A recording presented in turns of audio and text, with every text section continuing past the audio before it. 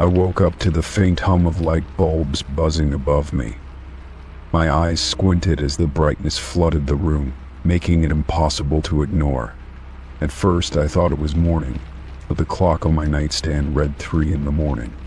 I distinctly remembered turning off all the lights before going to bed. Yet here they were, shining brightly as if someone had deliberately turned them on. I sat up, trying to shake the grogginess from my mind.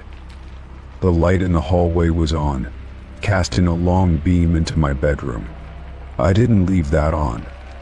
I was meticulous about turning off every light before climbing into bed. It was a habit, almost a ritual. I lived alone, so there was no one else who could have done it. Sliding out of bed, I felt a chill in the air. It wasn't cold enough to see my breath, but there was a discomforting coolness that seemed to creep into my bones. My bare feet patted against the floor as I cautiously made my way to the hallway.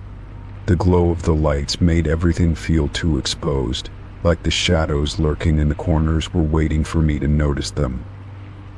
I moved toward the living room, where the brightness was most intense. Every light in the house was on. The kitchen, the bathroom, the living room all illuminated. My breathing quickened as I stepped into the living room. Everything seemed untouched, the furniture was in its place, and there were no signs of anyone else being here. But that only made it worse. The silence hung thick in the air, pressing down on me as I tried to make sense of it. I reached for the light switch, flipping it off and plunging the living room into darkness. The sudden absence of light felt suffocating, but I pushed the feeling aside and moved to the next room. One by one, I turned off each light, pausing to listen for any sound that might suggest I wasn't alone. There was nothing but the soft creak of the floorboards under my feet. When I reached the kitchen, I noticed something strange. The refrigerator door was slightly ajar. I was certain I had closed it before bed. I hesitated, staring at it for a moment before cautiously pushing it shut.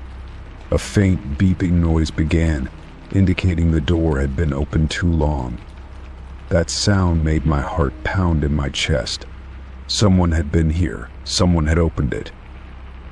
I checked the locks on the doors and windows. They were all secure, as they had been when I went to bed. I couldn't explain it. The lights, the refrigerator, it didn't make sense. I wanted to believe there was a logical explanation, but my gut told me otherwise. Something about this felt off, wrong in a way I couldn't ignore. I decided to check the house one more time, room by room, just to be sure. My bedroom was empty, the bathroom too. The closets were closed and there was no sign of forced entry anywhere. Still, I couldn't shake the feeling that someone had been here, that I was being watched. I returned to the living room, sitting on the couch with my phone clutched tightly in my hand. The minutes dragged on as I sat there, staring at the walls, listening for any sound that might betray an intruder. The house was eerily quiet, the kind of silence that amplifies every creak and groan of the structure. I checked my phone, debating whether to call someone, anyone, but I wasn't sure what to say. What could I tell them? That the lights had turned on by themselves, that I felt like I wasn't alone. Eventually, exhaustion won out, and I decided to try and sleep. I turned off the last light and made my way back to bed, leaving the door to my room slightly open so I could hear anything unusual. As I lay there, staring at the ceiling, I couldn't shake the feeling that something was wrong. I kept glancing at the doorway, half expecting to see a shadow move across it. When I finally drifted off, it was a restless sleep. I woke up several times throughout the night, each time convinced I had heard something, a faint creak, a muffled thud. When I listened closely, there was nothing. Morning came slowly, the soft light of dawn creeping through the curtains, bringing with it a fragile sense of relief.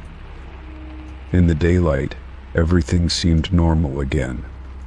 The lights were off, the refrigerator was closed, and the house was just as it had been the day before. but I couldn't forget what had happened. It lingered in the back of my mind, a quiet unease that refused to go away. For the next few nights, I made sure to double-check everything before bed. I locked the doors and windows, turned off all the lights, and even set up a makeshift barricade in front of the back door. But nothing else happened. The lights stayed off and the house remained quiet. Even though nothing else occurred, I never felt truly at ease. Every night as I turned off the lights and climbed into bed, I couldn't help but wonder if it would happen again. If I would wake up to find the lights blazing and the shadows in the corners just a little darker than they should be. And each time I closed my eyes, I braced myself for the possibility that I wasn't alone after all. Story 2. I was heading to bed when something caught my eye as I walked past the front door. The latch didn't sit quite right, and the faint glint of the lock seemed out of place in the dim light of the hallway. I paused, staring at it for a moment, wondering if my exhaustion was making me see things. But the longer I looked, the clearer it became. Something was wrong. The lock was scratched, the edges jagged, as if someone had tried to force it open. I felt a chill run down my spine. I hadn't touched the door all day, and I lived alone. No one had come by, no deliveries, nothing. I reached out hesitantly, my fingers brushing against the cold metal of the lock. The scratches weren't minor, they were deep and deliberate. It wasn't just wear and tear, it was recent, and it was intentional. My stomach twisted as the thought hit me. Someone had tried to get in. I stepped back, my mind racing as I scanned the door for more signs. The handle had faint smudges on it, like someone had gripped it tightly. There was a faint dent near the bottom, as if something heavy had been pressed against it. I crouched down and noticed tiny wood splinters scattered near the frame, the telltale signs of someone trying to pry it open. My heart began to pound as I tried to piece together what had happened. Whoever it was, they had been close right here, at my front door. I checked the deadbolt, testing it carefully. It still worked, but it felt loose, like it had been jostled violently. I stood there for a moment, staring at the door, my thoughts spiraling. Why would someone try to break in? Was it just a random attempt, or had they been watching me? The idea made my skin crawl. I turned and glanced at the small entryway behind me, half expecting to see someone lurking in the shadows, but it was empty. I grabbed my phone and checked the time. It was past midnight, well into the hours when no one should be wandering around the neighborhood. I opened my security app, my hands trembling slightly, and pulled up the footage from the front door camera. The screen loaded slowly, the seconds stretching unbearably long. When the video finally appeared, I pressed play and held my breath. The first few hours of footage showed nothing but the quiet street and the faint glow of my porch light. Then, at around 2 a.m, the motion sensor activated. A figure appeared at the edge of the frame. They were dressed in dark clothes, a hood pulled low over their face. I couldn't make out any features, but their movements were deliberate. They stepped onto my porch, glancing around as if to make sure no one was watching. My stomach turned as I watched them reach for the door. The figure fiddled with the lock for several minutes, using what looked like a small tool. They moved quickly but with purpose, as if they had done this before. I watched, frozen, as they tried to force the door open. At one point, they pressed their shoulder against it, testing its strength. I could hear the faint creak of the door on the video, and I felt a surge of relief that it had held firm. After what felt like an eternity, the figure seemed to give up. They stepped back, looking around one last time before disappearing into the darkness. I replayed the footage twice, my heart sinking deeper each time. They had been so close right there, just a thin door separating us. I couldn't shake the thought that if the lock had been weaker or the door less sturdy, they might have gotten in. I locked the door again, double-checking every latch and bolt. Then I went through the house, checking every window and back door to make sure nothing else had been tampered with. Everything else seemed untouched, but the unease lingered. I couldn't shake the feeling that someone had been watching, waiting for the right moment. I sat down on the couch, my mind racing. Should I call the police? They hadn't actually broken in, and nothing had been stolen, but it felt like more than just a random attempt.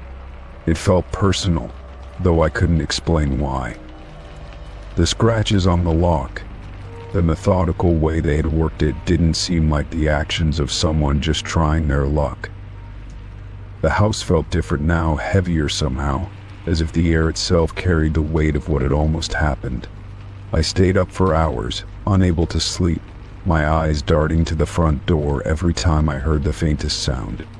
I replayed the footage in my mind, trying to memorize every detail of the figure.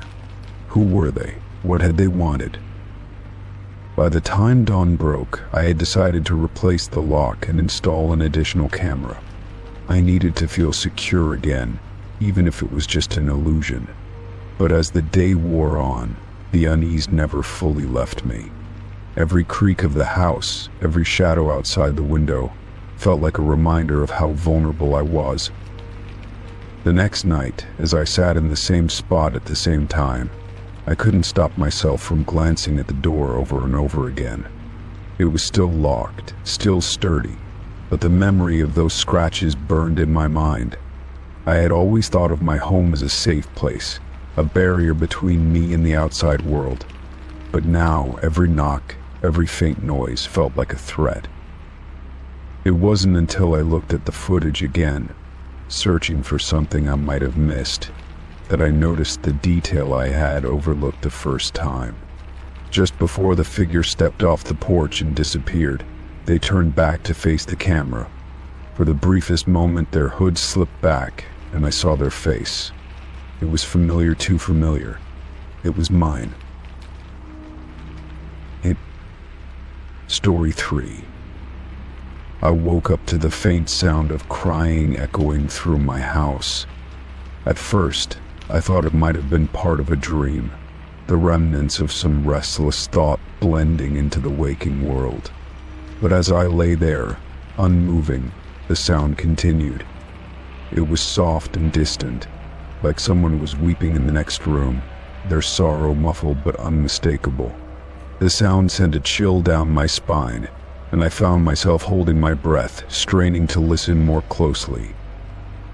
The crying was steady, its tone filled with pain, and yet it felt unnatural. My house was silent at night, always silent. I lived alone, and there should not have been anyone else there.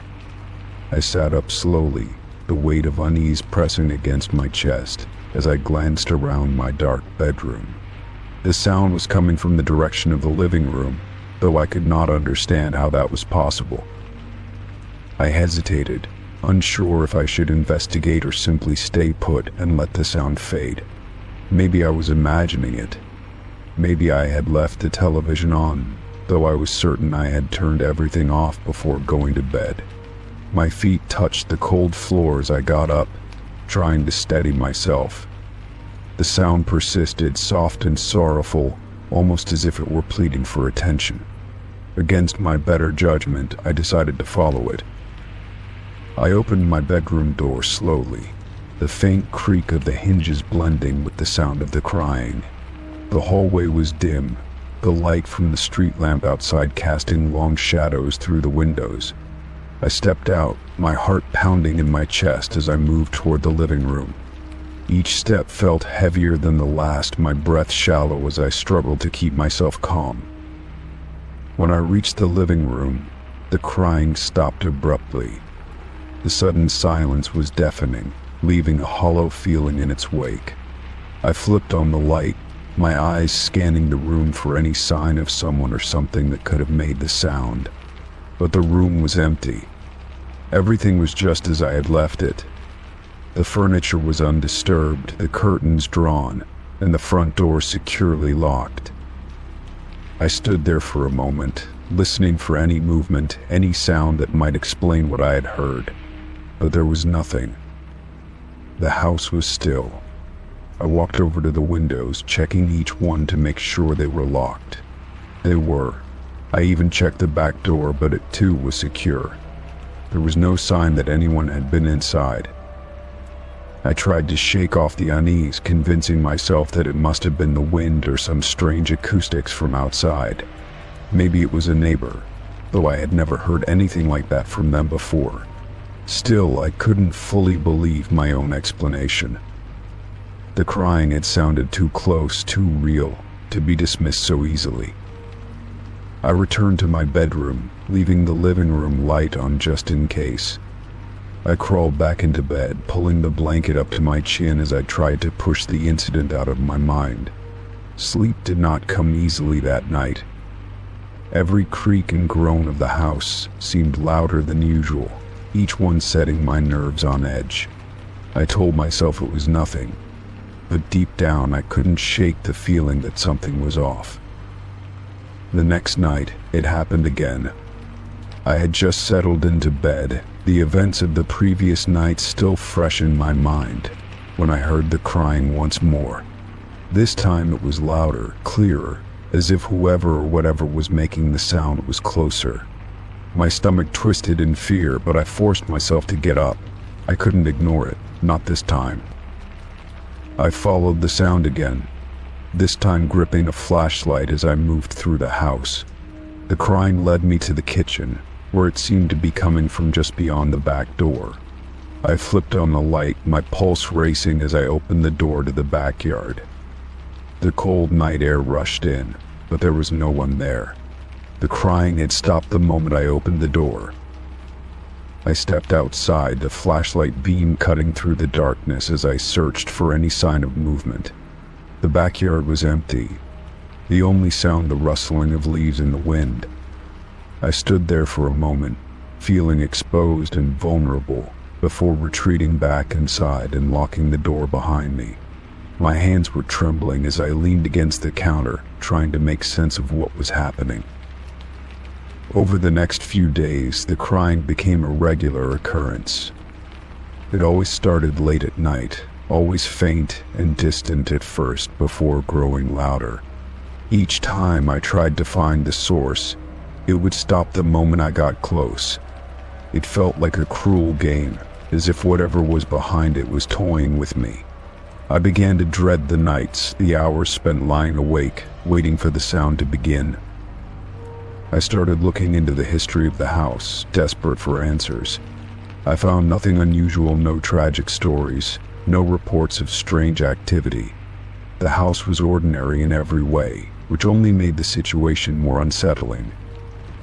I even considered calling someone to stay with me, but how could I explain what was happening without sounding crazy? One night, after yet another sleepless evening, I decided to confront the crying head-on. When it started, I didn't hesitate. I grabbed my flashlight and walked through the house, determined to find the source. This time, the sound led me to the basement. My stomach churned as I stood at the top of the stairs, staring down into the darkness. The crying was louder now, more distinct, and it sent shivers down my spine. I descended the stairs slowly, my flashlight beam bouncing off the walls. The basement was cluttered with boxes and old furniture, the air damp and musty. The sound seemed to be coming from the far corner, behind an old dusty bookshelf. I approached cautiously, my heart pounding as I reached out to move the bookshelf aside. Behind it, I found an old wooden door I had never seen before. It was small, almost hidden, and locked with a rusty padlock. The crying stopped the moment I touched the door, leaving an eerie silence in its wake. I stood there, staring at the door, unsure of what to do. Part of me wanted to open it to see what was behind it, but another part of me was too afraid of what I might find. In the end, I decided to leave it alone. I pushed the bookshelf back into place and hurried upstairs, locking the basement door behind me. That night, the crying did not return. In fact, I never heard it again after that. The house was quiet once more, but the memory of those nights stayed with me. I didn't know what I had experienced, and I wasn't sure I wanted to know. All I knew was that the crying had stopped, and for that I was grateful. Story 4. Or. I woke up to find a small, strange object on my pillow that I couldn't remember ever seeing before. The object was smooth, cold to the touch, and vaguely metallic, shaped like a warped sphere with intricate patterns etched into its surface. It glinted faintly in the dim morning light filtering through my curtains, almost as if it was giving off its own faint glow. My heart sank as I sat up and stared at it, my mind racing with questions. I didn't own anything like this, and I had no idea how it had ended up on my pillow while I slept. I picked it up cautiously, the chill of the metal biting into my skin. It was surprisingly heavy for its size, fitting snugly in the palm of my hand. The etchings on its surface looked almost deliberate, like they formed some kind of language or symbol I couldn't understand. Turning it over, I saw no markings or clues as to where it had come from. The thought that someone might have entered my room while I was asleep sent a shiver down my spine. My door had been locked, and I always checked my windows before going to bed. The possibility that someone had been here, so close to me, was deeply unsettling. I got up and searched my room for any signs of disturbance. Everything was in its usual place, my clothes neatly folded on the chair, my phone on the bedside table, and my bag leaning against the wall. The windows were locked from the inside, and the door was still bolted. There was no sign that anyone had been in my room at all, yet the object in my hand told a different story. It didn't belong to me, and it couldn't have simply appeared out of nowhere. I thought about tossing it into the trash and forgetting about it, but something about the object made it impossible to ignore. It felt like it was important, like it was meant for me, though I couldn't explain why. I decided to take it with me into the kitchen while I made my morning coffee, setting it down on the counter where I could keep an eye on it. The etchings seemed even more intricate in the brighter light, almost as if they were shifting when I wasn't looking. I felt a strange mix of curiosity and dread every time I glanced at it. Throughout the day, the object remained on my mind, no matter how hard I tried to focus on other things. I searched online, trying to find something similar, but nothing even remotely close came up. It didn't match any known artifacts or designs, and the symbols on it didn't resemble any language I could find. The mystery of it consumed me, and I couldn't shake the feeling that its presence was more than just a coincidence. That night, as I got ready for bed, I placed the object on my desk, far away from my pillow. I wanted to keep an eye on it, but I didn't want it anywhere near me while I slept. Despite my unease, exhaustion eventually overtook me, and I drifted off into a restless sleep. I woke up abruptly in the middle of the night. The room bathed in darkness, except for the faint glow of the object on my desk. My heart pounded in my chest as I stared at it, my mind struggling to comprehend what I was seeing.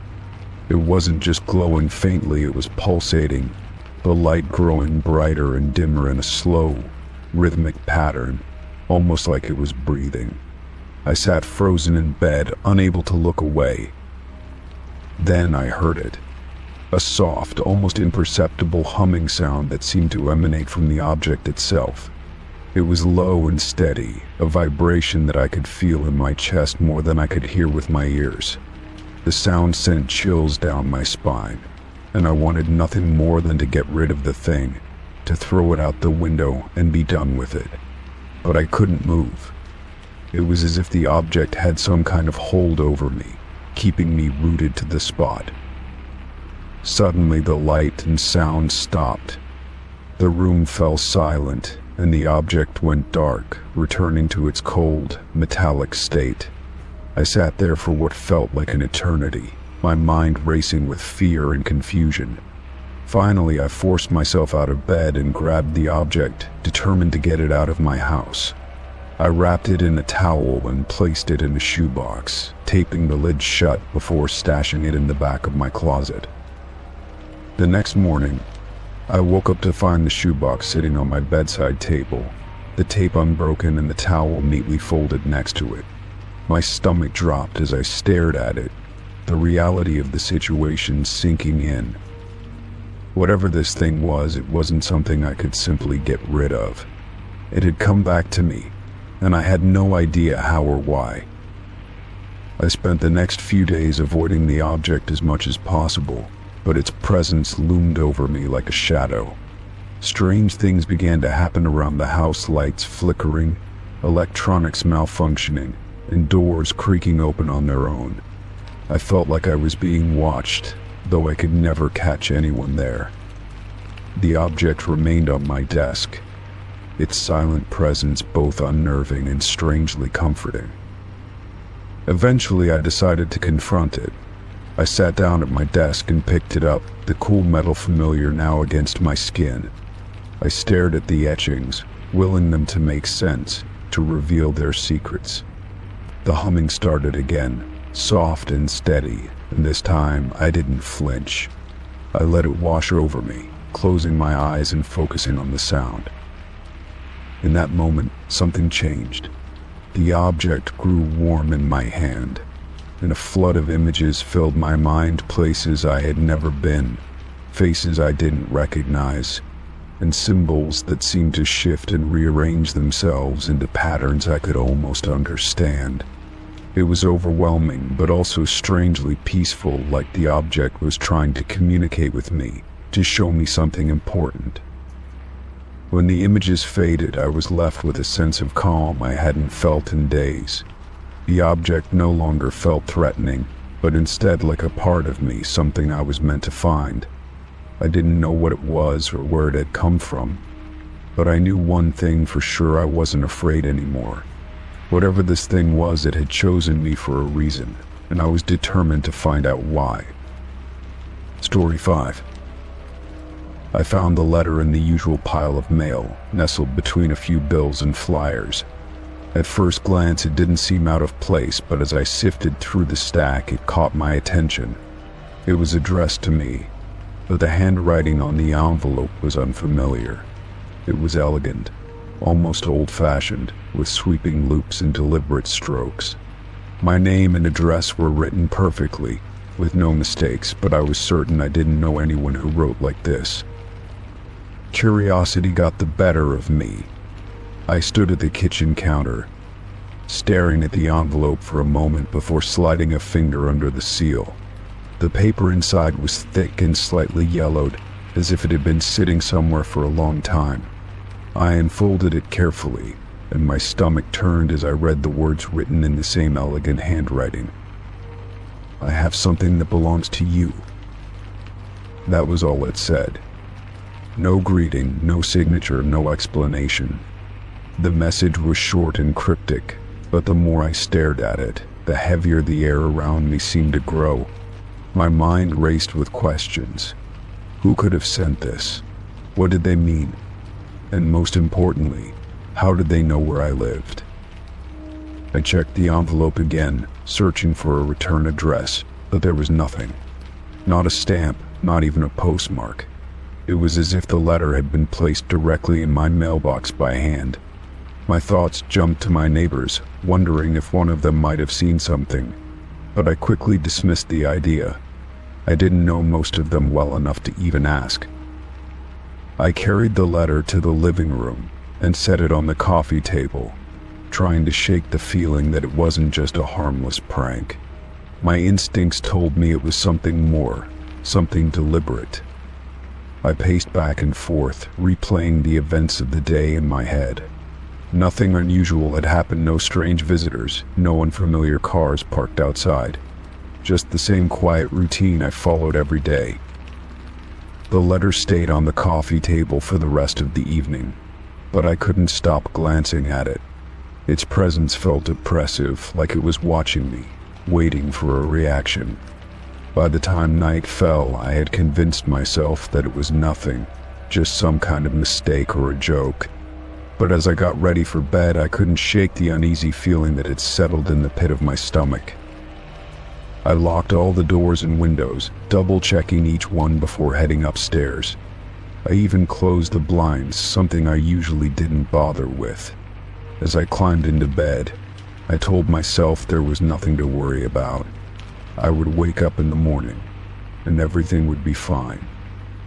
The letter would still be there, sitting on the coffee table, and I could figure out what to do with it then. But sleep didn't come easily. I tossed and turned, my mind replaying the words on the paper over and over again. I have something that belongs to you. It didn't make sense. What could this person possibly have? And why go through the trouble of sending such a cryptic message? Somewhere in the early hours of the morning, I finally drifted off, but my sleep was restless. I dreamt of the letter, of shadows moving through my house, of faint whispers I couldn't quite make out. When I woke up, my chest felt heavy, and the unease from the night before hadn't gone away. I forced myself to get up and head downstairs, expecting to find everything as I had left it. But the moment I entered the living room, I froze. The letter was gone. The coffee table was empty, and there was no sign of it anywhere. My heart started to race as I searched the room, checking the floor, the couch, even the trash can. It was nowhere to be found. Panic began to set in. Had someone been in the house while I was sleeping? The doors were still locked, and the windows were untouched, but the letter had vanished without a trace. I grabbed my phone and debated calling anyone, but what would I even say? That a strange letter had disappeared from my living room? It sounded ridiculous, even to me. I spent the rest of the day in a daze, unable to focus on anything else. Every noise made me jump. Every shadow seemed like it was hiding something. By evening, I was exhausted, both physically and mentally. I told myself it was over, that the letter didn't mean anything, and that I needed to move on. But as I was getting ready for bed, I noticed something strange. My bedside table drawer was slightly open. I never left it like that. My hand shook as I reached for the handle and pulled it open all the way. Inside, sitting on top of my usual clutter, was the letter. The same envelope, the same handwriting, the same unsettling message inside. This time there was something else. Beneath the note was a small object wrapped in tissue paper. My hands trembled as I unwrapped it, revealing a delicate silver key. It was unlike any key I had ever seen before, with intricate engravings along the handle. It looked old, but it was polished and shiny, as if it had been cared for meticulously. I stared at it, unsure of what to do. The key didn't look like it would fit any lock in my house, and I couldn't imagine where it might lead. As I held it, a sudden thought crossed my mind. What if this wasn't meant for me? What if the letter, the key, all of it was part of something bigger, something I couldn't understand? I put the key back in the drawer and shut it tight, deciding to leave it alone for the night. Sleep didn't come easily, but when it finally did, I dreamed of doors I had never seen before, and locks that only this key could open. The feeling of unease stayed with me, but I knew one thing for sure. This wasn't over. Story 6. When I woke up that morning, I felt groggy and out of sorts, as if I had been fighting off a fever in my sleep. The air in my room felt unusually heavy, and for some reason I found myself reaching for my phone almost instinctively. The screen lit up, displaying a single notification, a voicemail from my own number. My chest tightened as I stared at it, unsure of what to think. How could that even happen? I knew I hadn't called myself, and the timestamp showed it had been left at 2:30 in the morning, while I had been fast asleep. With trembling hands, I unlocked my phone and hesitated before pressing play.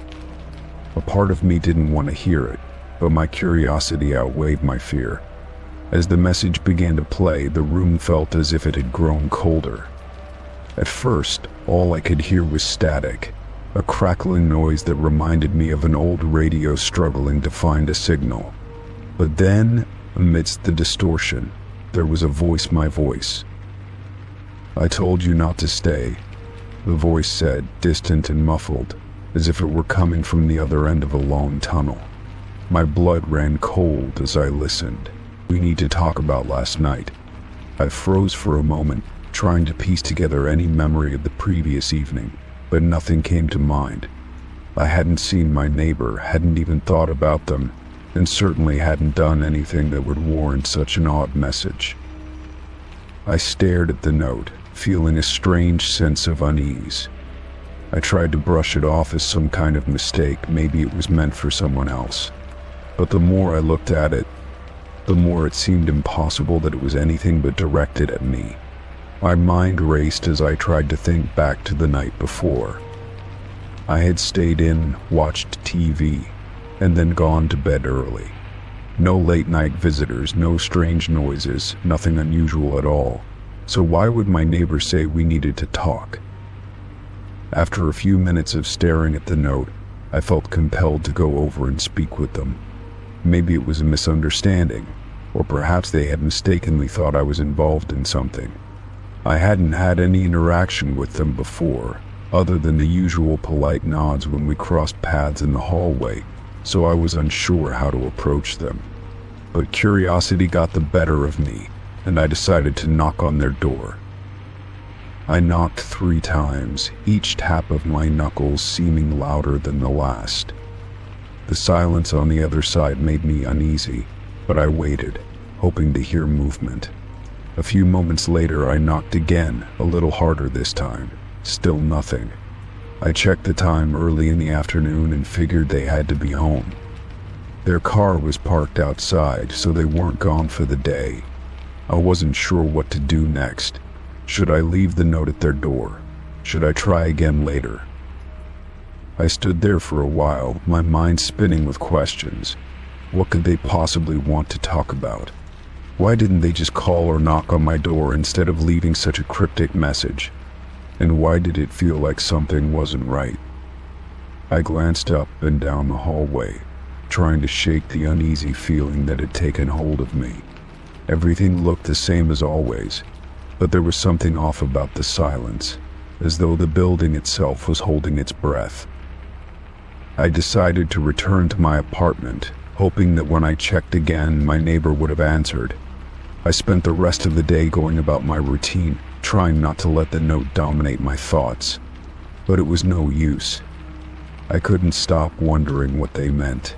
The more I thought about it, the more I began to question everything. Had I missed something? Had I done something in my sleep that I couldn't remember?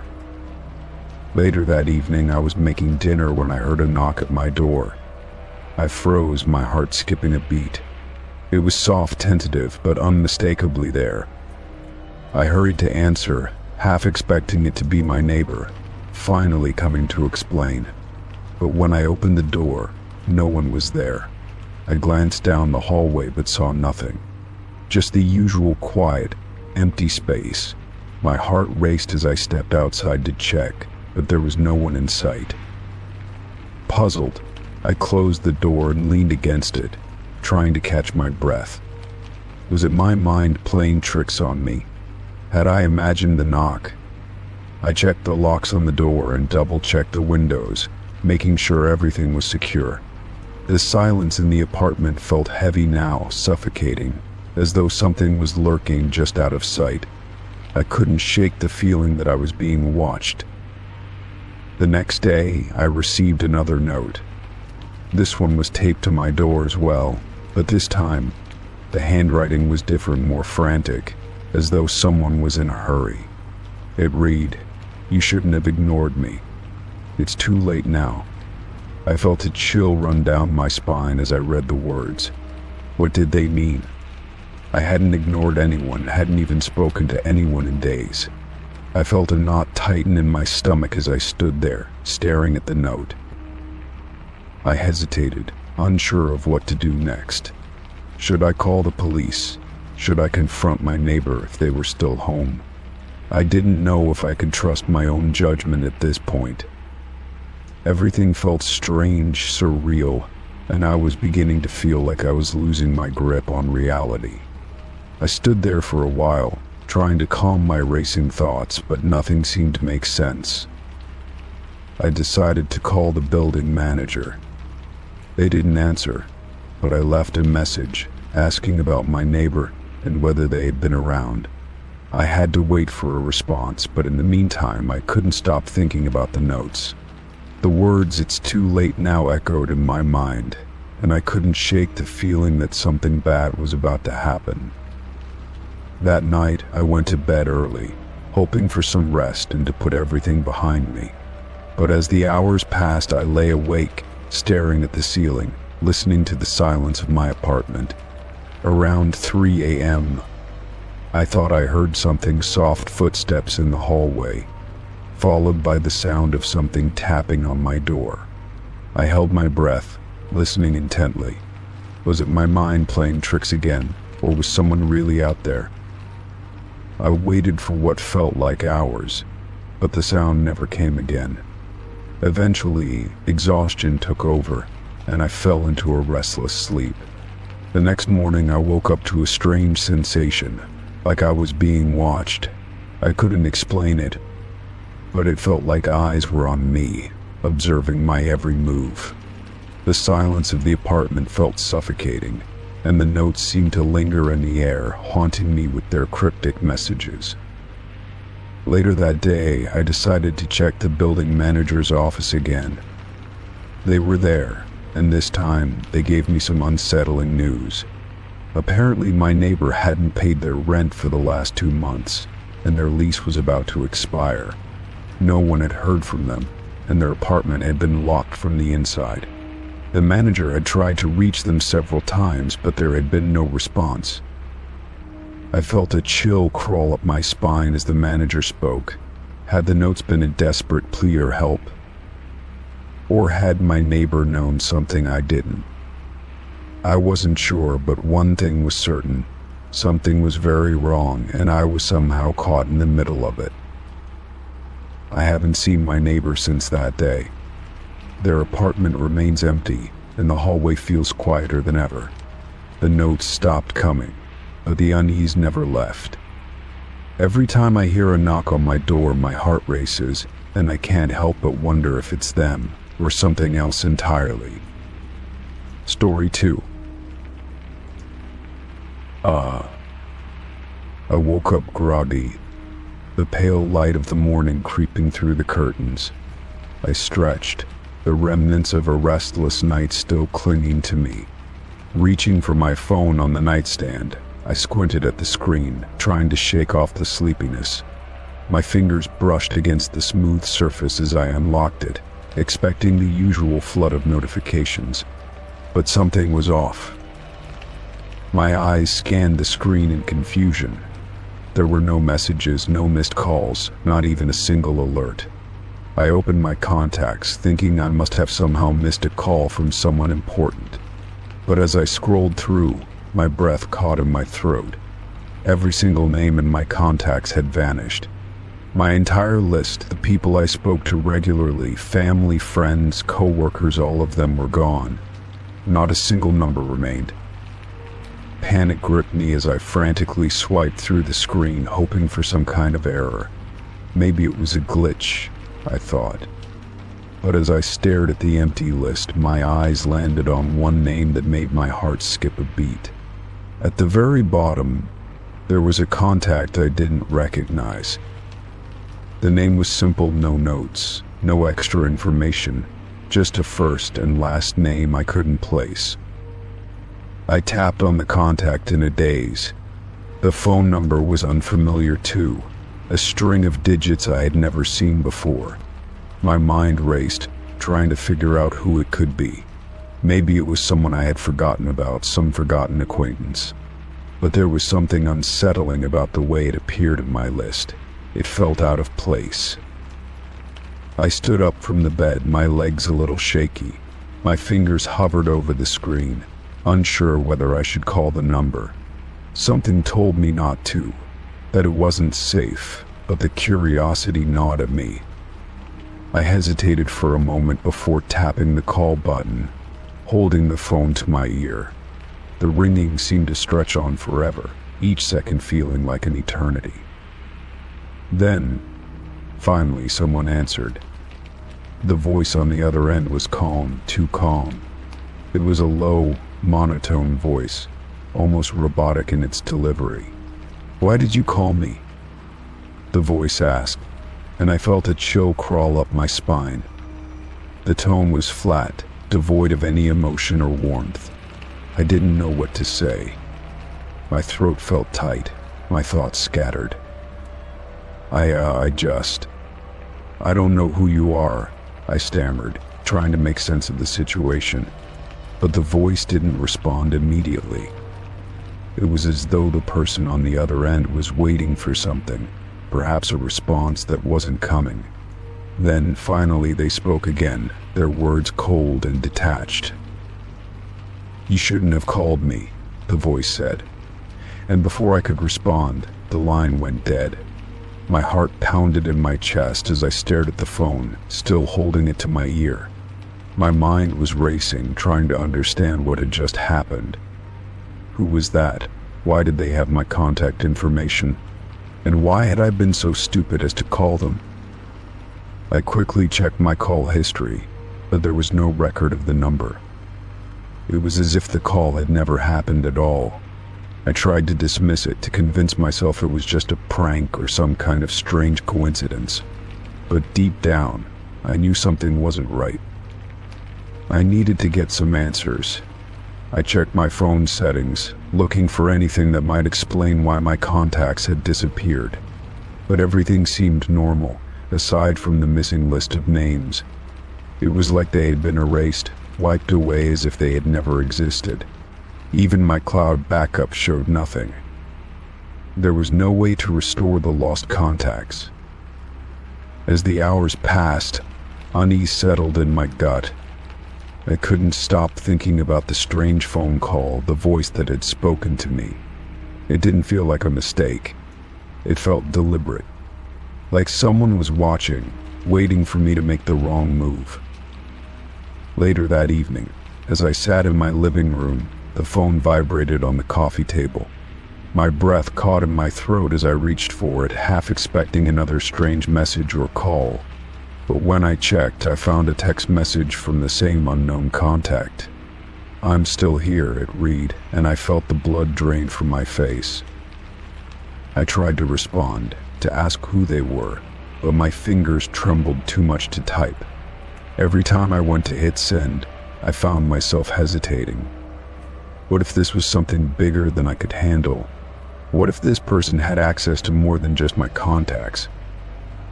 I deleted the message, hoping it would go away, but the anxiety gnawed at me. What did they want? How did they have my number?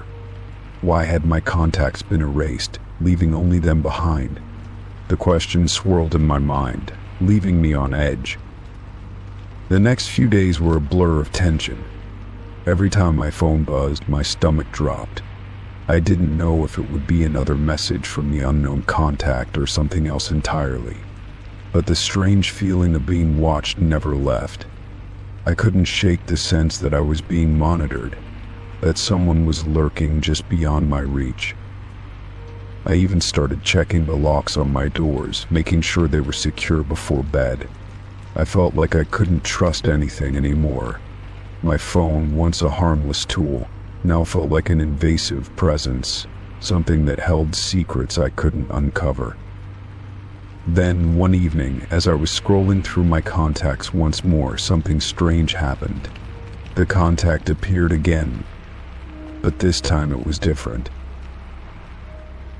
The name was still there, but now it had a message attached to it. "I'm closer than you think." A sense of dread washed over me. My hands shook as I stared at the screen. The message didn't make sense. It was impossible. How could they know that? How could they be near me? I quickly turned off my phone, a wave of panic rushing through me. I knew I couldn't keep ignoring this. Something was happening, and I wasn't sure I could stop it. All I knew was that I needed to get away from the phone, from whatever it was that had erased my contacts and left behind this mystery. But the fear that had been growing inside me only deepened. I couldn't run from it. It had already found its way inside, and somehow I knew it wasn't going to let me go. Story 3.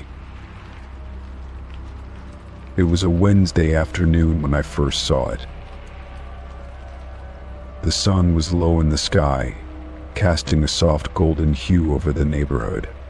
I had just returned home from work and was standing by the door, fumbling for my keys, when I noticed something odd sticking out of the mailbox.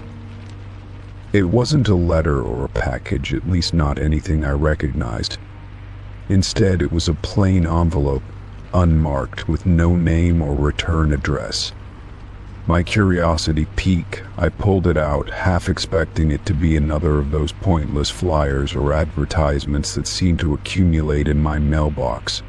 But as soon as I unfolded the envelope, I felt something shift, as though the air had grown heavier. Inside was a map of my neighborhood, or what I thought was my neighborhood. At first glance, everything seemed normal. The streets were the ones I recognized, the parks, the shops, even the grocery store I passed every day. But there was something different about this map. The lines, though precise, weren't printed. They looked hand-drawn, the ink darker in some places, lighter in others. The route was marked in bold red, leading from my street to a location I didn't recognize.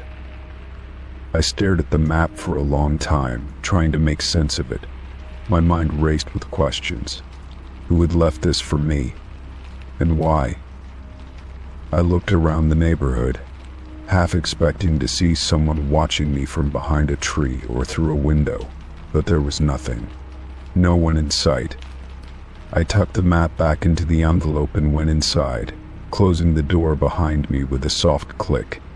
I placed the envelope on the table and sat down, my mind still whirling. The more I looked at the map, the stranger it seemed. The marked route didn't take me to a place I knew. It veered off toward the outskirts of town, where the roads grew less familiar. There were no landmarks, no obvious reason to go there. And the more I thought about it, the more it felt like an invitation. But an invitation to what? I debated with myself for a long time. Should I ignore it, toss the map in the trash, and forget it ever happened? Or should I follow the route, see where it led? My instincts screamed at me to ignore it. It was ridiculous, I thought. Who in their right mind would leave a map with a route like that marked so carefully? But there was something about it, something about the way it had been left so deliberately that made it impossible for me to just forget. That evening after dinner, I couldn't shake the thought. I found myself walking back to the table, the map still lying there. It beckoned me in a way I couldn't explain.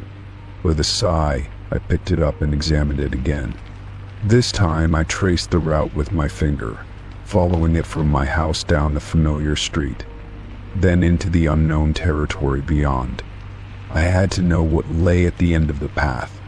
I grabbed my jacket and left the house, slipping the map into my pocket. The night had fallen by the time I reached the beginning of the marked route.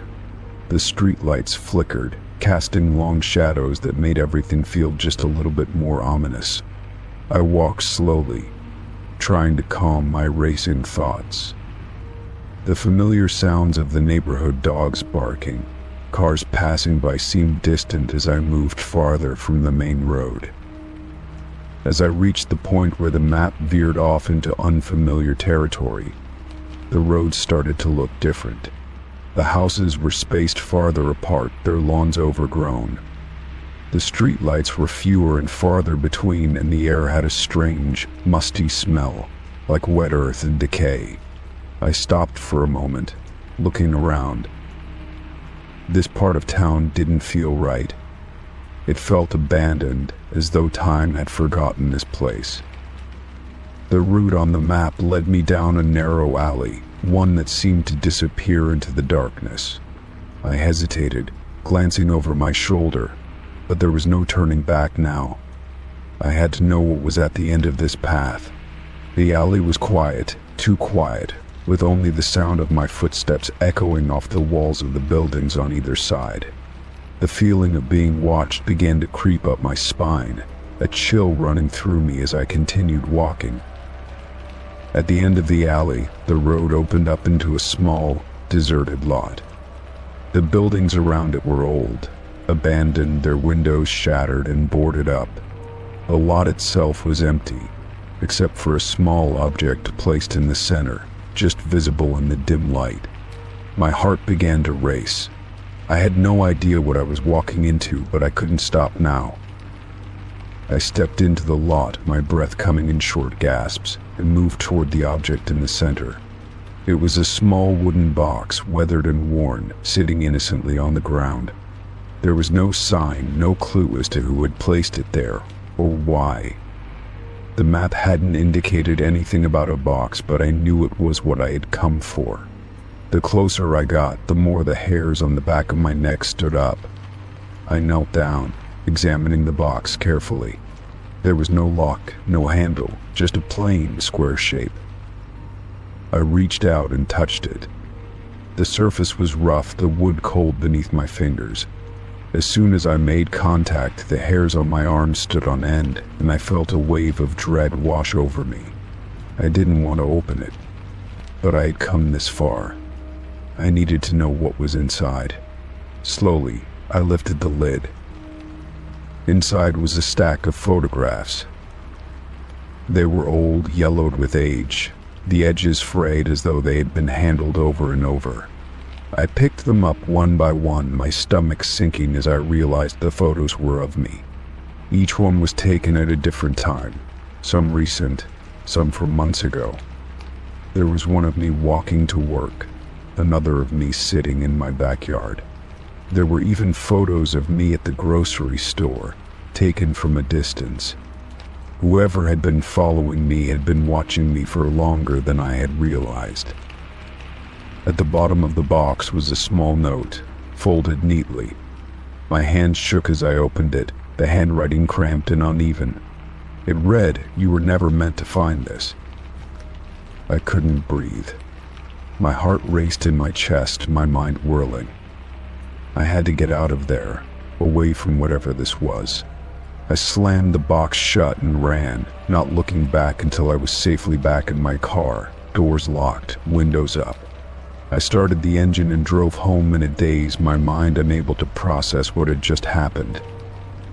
When I got back to my house, I locked every door and window, double-checked everything. The map was still in my pocket, but I didn't want to look at it again. I didn't want to think about the photographs or the note. I didn't want to think about how someone had been watching me. That night, I barely slept, the images from the box flashing through my mind. The map, the photographs, the note, they had all been a warning. But from whom? And why? I had no answers, only questions, and the unsettling feeling that whatever this was, it wasn't over. It had only just begun. Story 4. I woke up, feeling disoriented, and reached for my phone, hoping to check the time and see if I had gotten enough sleep. As the screen lit up, I saw a notification from my fitness tracker. It read, "Great run. 3.2 miles completed at 2:13 a.m. My heart skipped a beat. I couldn't remember going for a run the night before. I hadn't left the house, not even for a walk, and certainly not at 2 a.m. The last thing I remembered was falling asleep on the couch after watching a movie. I rubbed my eyes, trying to clear the haze, and opened the app to see the details. The run wasn't just an error. It was documented with precise details, distance, pace, and even the route. The app showed my pace was faster than what I had ever managed. and I had completed the run in an impressive time for my usual speed. The map even pointed the exact route I would take when I did go for a jog around the neighborhood. I knew this path well. It was my usual route when I tried to get in some exercise. But I hadn't taken it last night, of that I was sure. I stared at the screen, trying to make sense of it. Was it a glitch? Could the app have somehow tracked a run I didn't actually take? I checked the details again, zooming in on the map. The route was accurate, the time exactly what the tracker said, but I had stayed home. I had watched TV until I fell asleep, and I hadn't gone anywhere. The more I thought about it, the less logical it seemed. I hadn't been awake at 2 a.m., so how could I have run that distance without even remembering it? My heart raced. Was I sleepwalking? Could I have gotten up in my sleep and gone for a run? I had heard of people sleepwalking before, but never something this active. A run with detailed tracking seemed impossible. But what if it was true? I stood up, trying to shake off the feeling of unease. I had to check my shoes. The idea of me running without remembering it was unsettling. So I walked to the entryway and looked at my running shoes, which I always left neatly by the door. They were still there, undisturbed, but I couldn't shake the feeling that something was off. I needed to understand what had happened, so I decided to check my security cameras. I had cameras outside the house, set up for peace of mind. Maybe they would give me some clue, some piece of evidence that would explain this strange run. I logged into the camera app on my phone, scrolling through the night's footage. The timestamp matched the run's time. At exactly 2:13 a.m. I saw someone move across the frame. A figure in jogging clothes running down the street. It was hard to make out their features, but I could tell it was a person, moving with a pace that seemed too fast for someone just out for a leisurely jog. The figure continued down the street, out of the camera's view, and I watched in stunned silence. I couldn't breathe for a moment. The person on the video wasn't a stranger. They looked like me. It wasn't just the clothes, the same running jacket and sneakers I wore. It was the way the figure moved, the rhythm of their stride. It looked like my own running form. But I hadn't been awake at that time.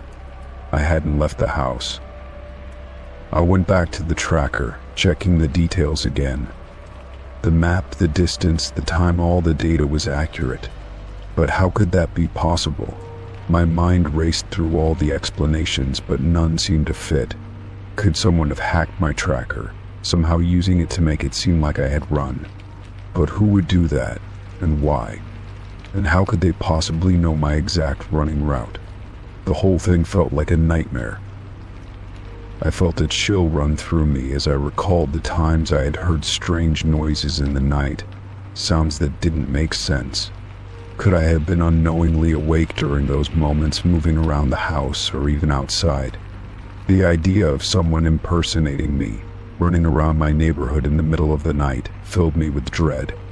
But the most disturbing thought was that this wasn't the first time something like this had happened. The more I thought about it, the more I realized that I had been waking up with feelings of unease, like I had been somewhere, doing something, but couldn't remember it. I spent the rest of the morning in a fog, trying to make sense of the strange run. I checked the tracker again, but there were no more unexpected activities. The next few nights passed uneventfully, but then a week later it happened again. My fitness tracker recorded another run, this time at 3:08 a.m. My heart stopped when I saw the notification. I checked the footage from my cameras once again, but this time the figure was gone. No trace of anyone running outside, no indication that anyone had even been near my house. The unease lingered, and I felt like I was being watched, as if someone or something was waiting for me to figure out the mystery. But no matter how much I searched for answers, I couldn't find them. My running shoes remained where I left them, and my house stayed locked at night. Still, I couldn't shake the thought that someone was running in my place, or worse, that I was running without knowing it. And the more I tried to understand, the more I realized that I might never know the truth behind the runs that appeared on my fitness tracker in the dead of night. Story 5. It was a typical Tuesday evening when I returned home after a long day at work. I had groceries in one hand and a heavy bag of books in the other, my mind racing with the endless list of things I had to do. As I approached my front door, I reached into my pocket for my keys, but my fingers brushed against the empty fabric. For a split second, I stood frozen, my heart beginning to race. Where was my key? I always kept it in my pocket, or sometimes in my bag, but it was nowhere to be found. A rush of anxiety washed over me, and I turned toward the door. My eyes quickly scanned the ground, and that's when I noticed something that made my stomach drop. There, just barely visible beneath the edge of the doormat, was a glint of metal. My spare house key. The one I kept locked away inside in a small box off guard, and for a moment, I wondered where it had come from. At first, I assumed that I must have placed it there myself at some point, but as I examined it more closely, I realized that the bottle was unmarked. There was no label indicating what it was or who had given it to me. The sight of it made my heart race for a moment, unsure of whether I should be worried or if it was simply a mistake. I tried to recall whether I had filled a prescription recently, or if someone had given me the bottle without any explanation. However, nothing seemed to click in my memory. It didn't help that I had been juggling multiple projects at work, and I often found myself distracted. The thought of taking an unfamiliar pill bottle to a doctor for confirmation crossed my mind, but I hesitated, feeling the weight of uncertainty pressing on me. After sitting with the bottle in my hand for a few moments, I realized that I needed to think this through more clearly. I knew I could call my pharmacy to see if they had any record of such a prescription, but that didn't seem like enough. Something about the lack of a label made me uneasy. It wasn't like I could simply walk into a doctor's office and ask if this pill was safe to take. There were so many questions swirling around in my head. What was inside the bottle? Was it something that had been misplaced or forgotten? Or was it something more sinister? I immediately thought of all the stories I had heard about medication mix-ups and the potential dangers of taking unknown substances. I decided to take a more careful approach. Instead of jumping to conclusions, I would try to trace the bottle's origin. Maybe it was a sample from a previous doctor's visit, or perhaps it was something I had forgotten about from my last medical checkup. The more I thought about it, the more uncertain I became. The idea of taking the bottle to a pharmacy seemed like a logical step. They could confirm what the pill was and whether it was meant for me. However, I felt a bit embarrassed bringing in a bottle that didn't even have a proper label. I wondered how I would explain it to the pharmacist without sounding foolish. In the meantime, I set the bottle aside, not wanting to make any hasty decisions. I needed time to think. I wasn't one to panic, but the mystery surrounding the bottle was too great to ignore. I felt a growing sense of responsibility to make sure I wasn't doing something reckless, even though I had no idea what the pill was. I considered the possibility that someone at work had slipped the bottle into my bag as a joke, but I quickly dismissed that idea. Who would do something like that? It didn't make sense. I had never known anyone at work to act in such a manner, and the whole situation felt too serious for a prank. The more I analyzed it, the more I realized that the only responsible action was to get answers.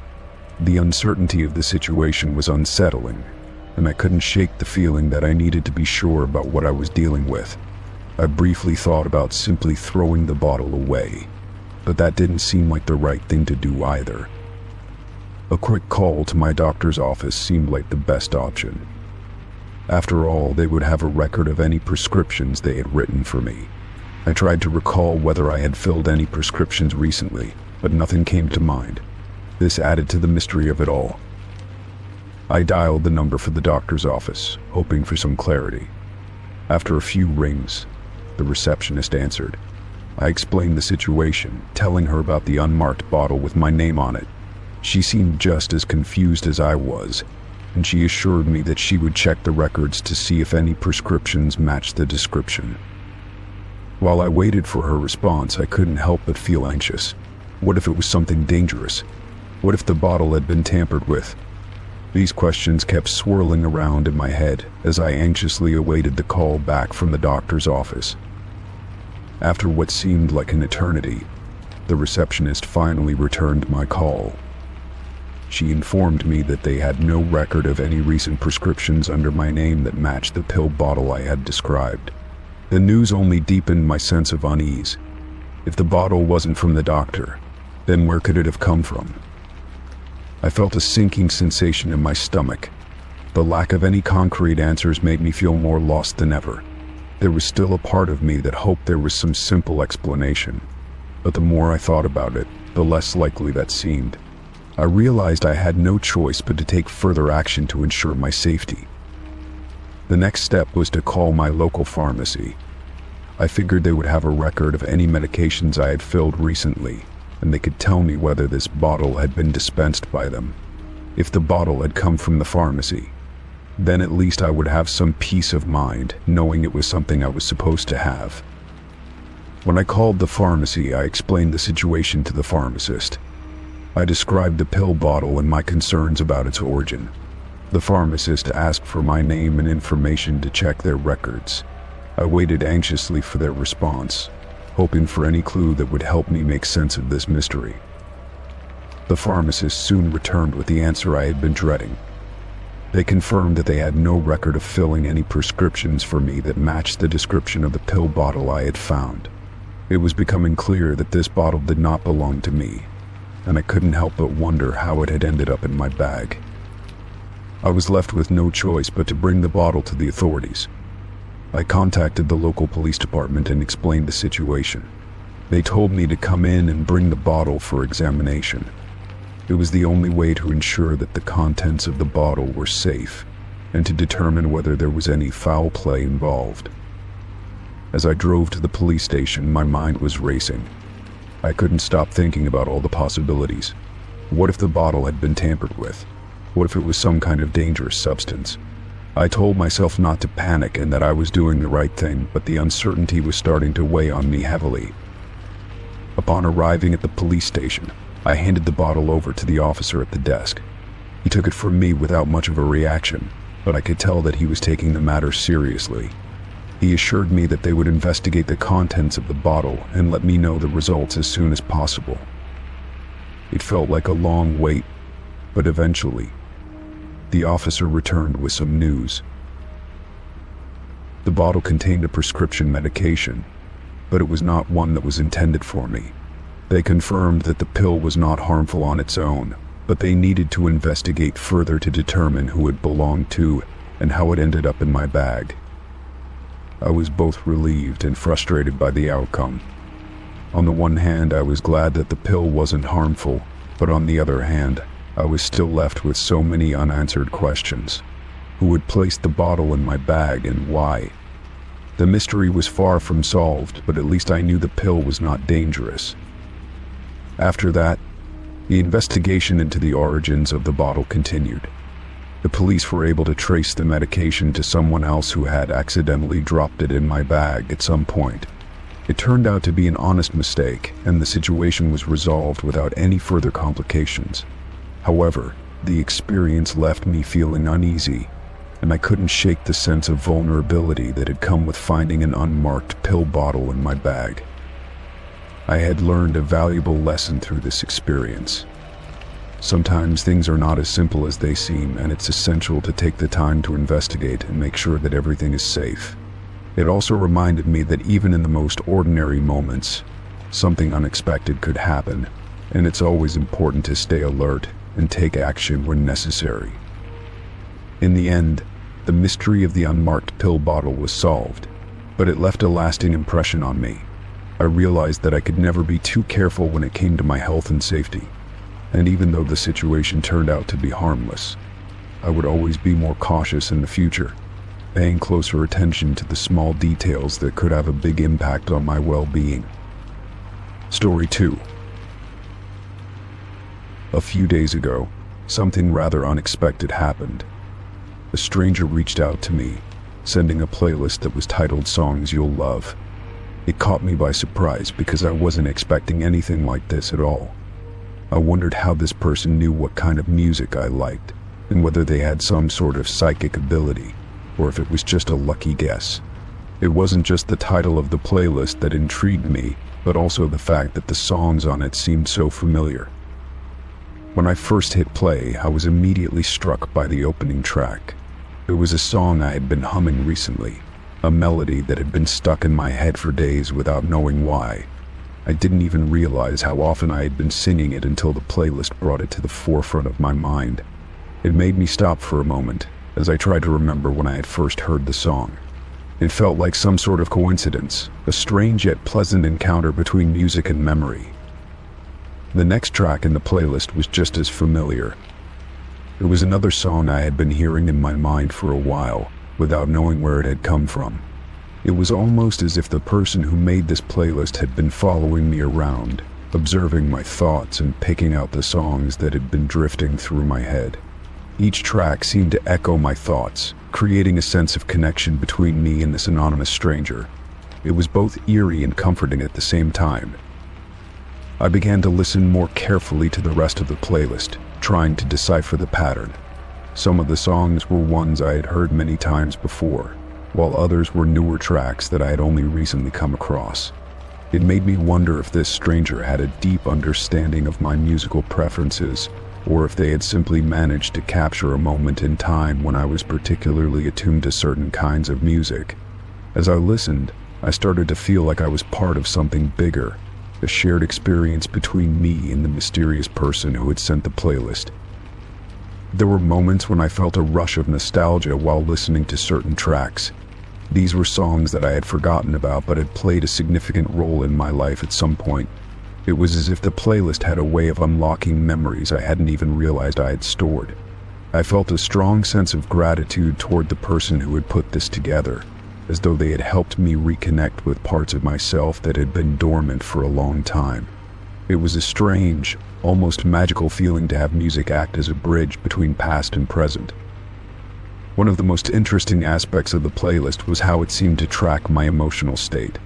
There were moments when I felt particularly down or stressed, and the songs in the playlist would match that mood. It was as if the playlist was able to adapt to my emotional needs, offering songs that resonated with my feelings in real time. I couldn't help but wonder how this stranger had managed to create such a perfect soundtrack for my life. It felt as though they were attuned to my inner world, even though we had never met. The playlist didn't just feature songs I loved, it also introduced me to new music. Some of the tracks were from artists I hadn't heard of before, but after listening to them, I found myself adding them to my own personal playlists. It was as if the stranger had been guiding me through a musical journey, expanding my horizons and introducing me to sounds I might have missed otherwise. I felt like I was learning something new with every song, as if the playlist was a map leading me to undiscovered musical treasures. As the days passed, I couldn't stop thinking about the playlist and the stranger who had sent it. Who were they, and how did they know me so well? I tried to think of any clues they might have left in the playlist, but there were none.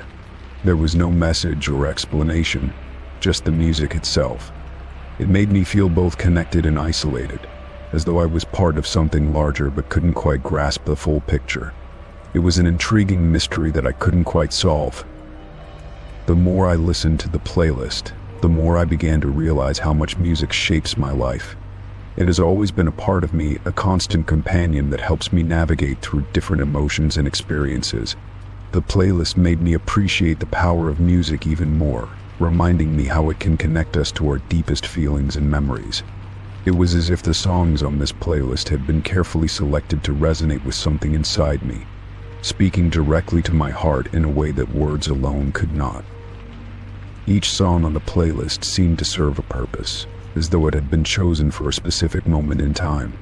Some songs brought me comfort during difficult days, while others energized me when I needed a boost. There were even tracks that made me laugh, reminding me not to take life too seriously. It was as if this stranger had somehow curated a soundtrack for my life, understanding the ebb and flow of my emotions better than I did myself. It was both humbling and awe-inspiring to think about the thoughtfulness behind the playlist. I couldn't help but share the playlist with a few close friends, hoping they would experience the same connection I had felt. They too were amazed by how the songs seemed to reflect their own tastes and experiences. It was as if the stranger had cast a wide net, creating a playlist that could speak to anyone who listened to it. In that moment, I realized that music has a unique way of bringing people together, even when they don't know each other. It was a beautiful reminder of how art can transcend boundaries and create bonds that we might never have expected. The stranger's playlist became a symbol of something greater, a reminder that there are forces at work in the world that we can't always explain. It was a beautiful mystery, and I cherished it for that reason. It made me think about how interconnected we all are, even when we don't realize it. We are all walking through life, listening to different songs, but somehow these songs can overlap, resonating with each other in ways we may never fully understand. It's a humbling thought, one that reminds me of the power of art and the ways it can shape our lives. I kept the playlist saved on my phone, listening to it whenever I needed a reminder of the strange and beautiful experience I had. It became a comfort to me, a source of joy and reflection. The music had woven itself into the fabric of my life, becoming a part of me in ways I hadn't anticipated. It was no longer just a playlist from a stranger. It was a part of my own story now, a collection of songs that had touched me in ways that were difficult to put into words.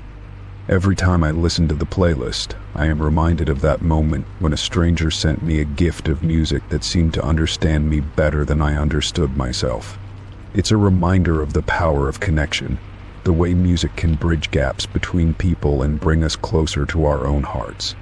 It also makes me think about the potential for more moments like this in the future. Perhaps there are more strangers out there who have songs to share with me, who understand something about me that I haven't yet discovered. It's a thought that fills me with excitement and curiosity as I look forward to the next unexpected musical gift life might have in store. Story 3. One cold winter evening, as the sky darkened and the wind howled outside, I found myself finishing up a long day of work. It had been an exhausting day filled with back-to-back meetings and a mountain of paperwork to sift through. I had barely eaten anything all day, and as the clock inched closer to dinner time, my stomach growled in protest. I decided that I deserved a break and that it was time to indulge in something comforting, something familiar, something that would ease the tension in my body. For me, there was nothing better than a pizza. I had my favorite toppings picked out years ago, and no matter how many times I tried something new, I always came back to this combination. It was a simple yet perfect blend of pepperoni, mushrooms, olives, and extra cheese. Whenever I ordered, I knew exactly what I wanted, and the pizzeria staff would always get it right. There was something about the crispy crust, the gooey cheese, and the savory toppings that satisfied me in a way no other meal could. After a moment of contemplation, I reached for my phone and opened the pizza delivery app I had used countless times before. It was one of those apps where you could just tap your usual order, and everything would be set up without any need for further input.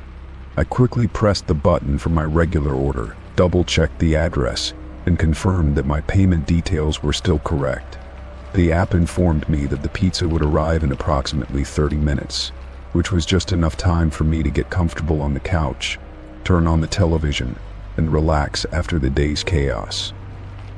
As I settled in with a warm blanket draped over my legs, I found myself eagerly anticipating the arrival of my pizza. I had been thinking about it for hours, and now it was just a matter of waiting.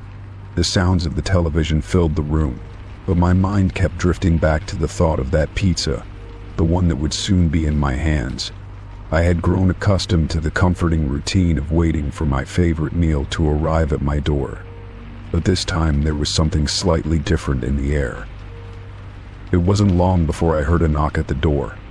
My heart skipped a beat as I jumped up to answer it. I opened the door to find a delivery person standing on my doorstep, holding a pizza box in their hands. They wore a jacket to protect themselves from the cold, and their face was obscured by a scarf. I greeted them with a smile, but there was something about the situation that felt a bit off. The delivery person didn't say a word. They simply handed me the pizza box, nodded, and turned to walk away. I stood there momentarily stunned. I hadn't expected the delivery to be so abrupt. It was as if the person had appeared out of nowhere, delivering the pizza and leaving without a trace. There was no receipt, no friendly exchange of words, and no confirmation of the payment or the order itself. I quickly looked at the box to check for any details about the order, but it was completely blank. It was as if the pizza had materialized out of thin air, with no indication of who had sent it or how they had known exactly what I wanted. Curious and a little perplexed, I carried the pizza inside and set it down on the kitchen counter. I opened the box, wondering if I had received the right order. To my surprise, it was exactly what I had been craving: pepperoni, mushrooms, olives, and extra cheese. The pizza was hot, fresh, and smelled incredible. The aroma wafted up into the air, filling the room with its mouth-watering scent. I couldn't help but smile at the sight of it. It was as if someone had read my mind and delivered exactly what I wanted. But the mystery of the delivery lingered. Who could have ordered this pizza for me, and why was there no receipt? I thought back to the moments before the delivery, trying to piece together any clues that might explain what had just happened. I hadn't told anyone about my craving for pizza, and I hadn't shared my order with anyone either. It seemed unlikely that someone had simply guessed my favorite toppings, and yet that was exactly what had occurred. It was as if the universe had conspired to fulfill my pizza desires without me even having to ask for it. I stood there for a moment, unsure of what to do next. Should I eat the pizza and forget about the strange delivery? Or should I try to investigate further, trying to uncover the mystery behind it all? My curiosity got the better of me, and I decided to take a few more moments to think through the situation. Maybe there was some simple explanation, or perhaps it was just one of those odd coincidences that life sometimes throws our way. I sat down at the table with the pizza in front of me, contemplating my next move. The pizza was sitting there, tempting me with its perfect combination of flavors, but my mind was preoccupied with questions. I tried to shake off the uncertainty and focus on the food in front of me. After all, there was no harm in enjoying a meal that I didn't have to go out of my way to order. I took a bite, savoring the familiar taste and texture that had brought me so much comfort over the years. As I continued to eat, I couldn't help but think about the delivery. It had been so sudden, so unexpected, that it left me feeling a little uneasy. I wondered if someone had done this as a kind gesture, a way to brighten my evening without me even knowing it. But who would have known exactly what I liked? I didn't have any close friends or family nearby who would have taken the time to order this for me, and I hadn't mentioned my craving to anyone. The thought of a mysterious benefactor was intriguing, but it also made me feel a little uncomfortable. Eventually, I decided that I was overthinking things. It was just a pizza, after all, and nothing about it seemed harmful. The pizza was delicious, and I was enjoying it far too much to let my mind wander into paranoid territory. As the evening wore on, I pushed the mystery to the back of my mind and focused on the simple joy of enjoying my meal. After all, sometimes in life, it's best to simply let things unfold without questioning every little detail. Later that night, as I finished the last slice of pizza and prepared to go to bed, I couldn't help but smile at the oddity of the evening. It had been a strange, almost surreal experience, but in the end, it didn't matter. The pizza had been exactly what I wanted, and that was enough. Whether it was delivered by some kind soul who wanted to brighten my day or just an odd coincidence, I would never know. And perhaps that was the beauty of it sometimes. The mystery is better left unsolved. The next morning, I woke up to the usual bustle of daily life. The memory of the pizza delivery was still fresh in my mind, but I hadn't thought about it much since the night before. As I went about my morning routine, preparing for the day ahead, I couldn't help but wonder if I would ever encounter such a strange occurrence again. It was one of those experiences that seemed too bizarre to be true, yet I had lived it. I went to work that day, and as the hours passed, I found myself telling a few coworkers about the strange pizza delivery. I wasn't sure what to make of it, but I figured it was worth sharing. Some of them found it amusing, while others were just as puzzled as I had been. We all agreed that it was an interesting story, but none of us had any answers. No one could explain how or why it had happened, and that was part of what made it so intriguing. As time went on, I slowly forgot about the mysterious pizza delivery. It became one of those odd little memories that didn't have a clear explanation, but that didn't matter in the end. Life went on, and I continued to enjoy my pizza in peace, never once wondering if it would happen again. But every now and then, when the wind howls and the cold air creeps in, I find myself thinking back to that strange night. The pizza was exactly what I wanted, and sometimes that's all that really matters in the end. Story 4. The fire alarm went off suddenly in my apartment building, and I could hear the loud, piercing sound echoing through the halls. It was a jarring experience, especially because it seemed to only be coming from my floor. I had never heard the alarm go off in such a way before, and at first I was unsure of what was happening. The sound was unnervingly loud and persistent, and I could feel my heart rate increase as I wondered if something serious was going on. I stood up from where I was sitting and walked to the window.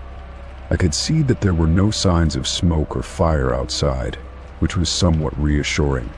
However, the alarm continued to blare, and I started to feel uneasy. It was as though the sound was invading every corner of my apartment, and it was hard to ignore. I thought to myself that I should at least investigate the situation to make sure everything was okay. I went to the hallway to see if anyone else was reacting to the alarm. The first thing I noticed was that the sound was just as loud outside my door, if not louder.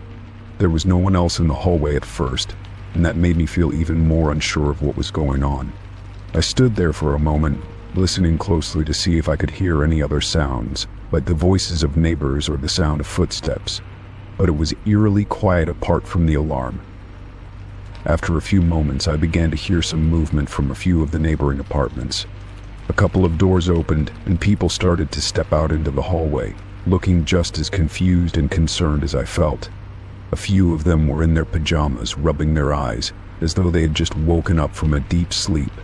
It was clear that they were as uncertain as I was about whether this was a real emergency, or just a malfunction of the alarm system. One of my neighbors, Mr. Johnson, who lived across the hall, appeared to be more prepared for the situation. He was already dressed and holding his phone, as though he was ready to take action. Mr. Johnson had been living in the building for years, so he likely knew how to respond to situations like this.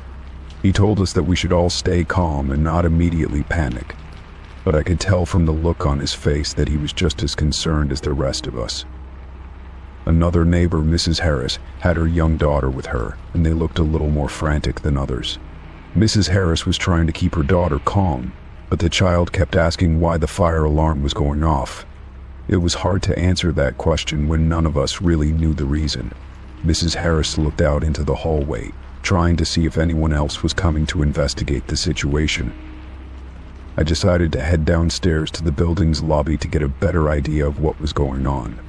The sound of the alarm grew quieter as I descended the stairs, and it gave me a brief sense of relief.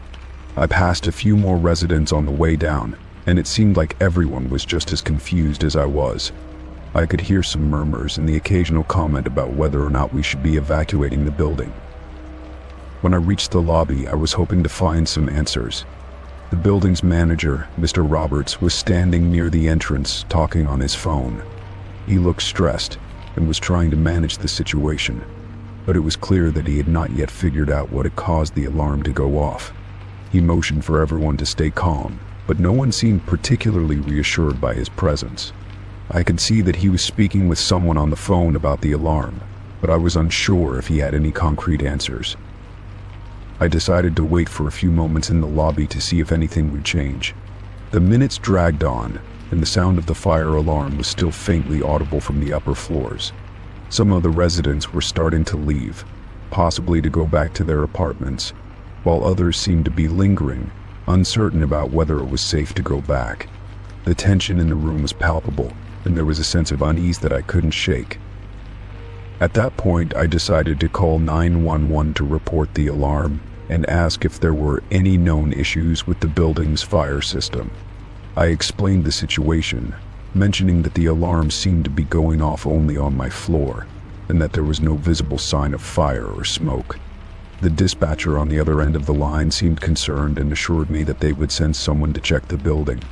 They also advised me to stay outside and away from the building until help arrived. As I hung up the phone, I noticed that more residents were trickling into the lobby, probably out of concern for their safety. I felt a sense of solidarity with the others, as we all tried to figure out the best course of action. Everyone was looking to Mr. Roberts for guidance, but he seemed just as unsure as we were. It was a strange feeling to be in a situation where none of us had any answers and all we could do was wait for the authorities to arrive. Time seemed to slow down as we waited for further instructions. The longer the fire alarm blared, the more it seemed to take its toll on everyone's nerves. Some of the residents were pacing back and forth while others sat quietly, their faces etched with worry. It was strange how something as simple as a fire alarm could cause such an overwhelming sense of anxiety, but I suppose that's the effect that emergencies have on people. Finally, after what felt like an eternity, a fire truck arrived in front of the building. The sound of the sirens made everyone in the lobby jump, and I could see people moving toward the entrance to get a better look. The firemen quickly set up their equipment and entered the building, ready to investigate the cause of the alarm. I watched them disappear into the building, hoping that they would have some answers soon. As I stood in the lobby, I overheard a few of the firemen speaking to Mr. Roberts. They seemed to be investigating the fire alarm system, checking the control panel to see if it had malfunctioned. Mr. Roberts was explaining that the alarm had only gone off on my floor, and it seemed like no one else in the building was affected. The firemen nodded, taking notes, and it seemed like they were making progress in identifying the problem. After a few more minutes, one of the firemen came back downstairs and addressed the gathered residents. He explained that the fire alarm had indeed malfunctioned and that there was no actual fire in the building. It seemed that a technical issue with the alarm system had triggered the false alarm on my floor. I felt a wave of relief wash over me, knowing that we were not in any real danger. The firemen assured everyone that the situation was under control and that it was safe to return to our apartments. As the news spread, I could see the tension lifting from the faces of the other residents. People began to slowly make their way back upstairs, still talking in hushed tones about the scare. I felt a mix of relief and embarrassment, realizing that I had been so quick to assume the worst when there was no fire at all. As I returned to my apartment, I could still hear the distant hum of the fire alarm system resetting. It was a strange sound, almost like a reminder of the chaos that had just unfolded. I sat down on my couch, grateful that everything had turned out to be a false alarm. However, the experience had left me shaken, and I knew that I would be a little more cautious the next time I heard a fire alarm going off in the building. The event had been a reminder of how important it is to stay calm during emergencies, even when the situation seems uncertain. It had also made me realize how much I depend on the people around me in times of crisis. From Mr. Johnson, who had seemed prepared and collected, to the firemen who had quickly arrived to assess the situation, I was reminded that emergencies are often less frightening when we have others to rely on. Despite the inconvenience and anxiety of the situation, I felt a sense of gratitude for the way everyone had come together to deal with the false alarm. As the hours passed and the alarm system was fully reset, the building slowly returned to normal. People went back to their routines, and the buzz of conversation that had filled the lobby began to quiet down. I was left with a sense of lingering unease, but I also knew that I had learned something important. In moments of uncertainty, it is important to stay level-headed and to trust that help will come when it is needed. The fire alarm had gone off in my building, but it had only been a brief interruption in our lives, and everything would soon return to normal. Story 5. The moment I parked my car in the lot, I felt a slight sense of unease. The day had been ordinary up to that point, with nothing particularly special or remarkable standing out. However, as I turned off the ignition and stepped out of the vehicle, something caught my attention that I couldn't quite place. There, parked right behind me, was another car with a college alumni sticker that looked oddly familiar, yet I was certain I had never seen this vehicle before. The sticker on the back of the car was unmistakable. It had the colors of my alma mater, the bold lettering of the college name, and the year of graduation clearly displayed. But I was left wondering why I'd never noticed this car before. It was as if the sticker, despite its prominence, had appeared out of nowhere. I glanced at the car again, studying its make and model, trying to find any indication of its owner. The car was nothing extraordinary, just an ordinary sedan that could easily blend in with the crowd. However, the sticker on its back made it stand out to me. The feeling of familiarity continued to grow within me, yet I could not place why. There were no other distinguishing features that stood out, no bumper stickers or unique markings, just the plain logo of the Alumni Association. I walked toward the entrance of the building, still distracted by the car behind me. I tried to convince myself that it was merely a coincidence, that I was overthinking the situation. After all, the world was full of people with similar stickers, and it was possible that someone else had graduated from the same college as I did. Yet, I could not shake off the feeling that there was something more to this strange encounter. As I entered the building, I couldn't stop thinking about the car. It was almost as if the sticker was calling out to me, urging me to pay attention. My mind wandered, trying to piece together any possible connection between the car and myself. I wondered if perhaps a fellow alumni had moved into the neighborhood, or if I had somehow missed meeting them in the past. The idea that someone from my college might be nearby was a strange thought. I had been living in this area for years, but I had never once run into anyone who shared my alma mater. It was a large school, and although I had made many connections during my time there, the likelihood of seeing someone from my class was slim. Still, the sight of the sticker made me feel as if the universe was somehow trying to tell me something. I spent the rest of the day going through my normal routine, but my thoughts kept drifting back to that car. What was it doing there? And why was it parked so close to mine? Could it really be that simple, a fellow alumni simply parking in the same lot as me? Or was there something deeper at play, something more than just a coincidence?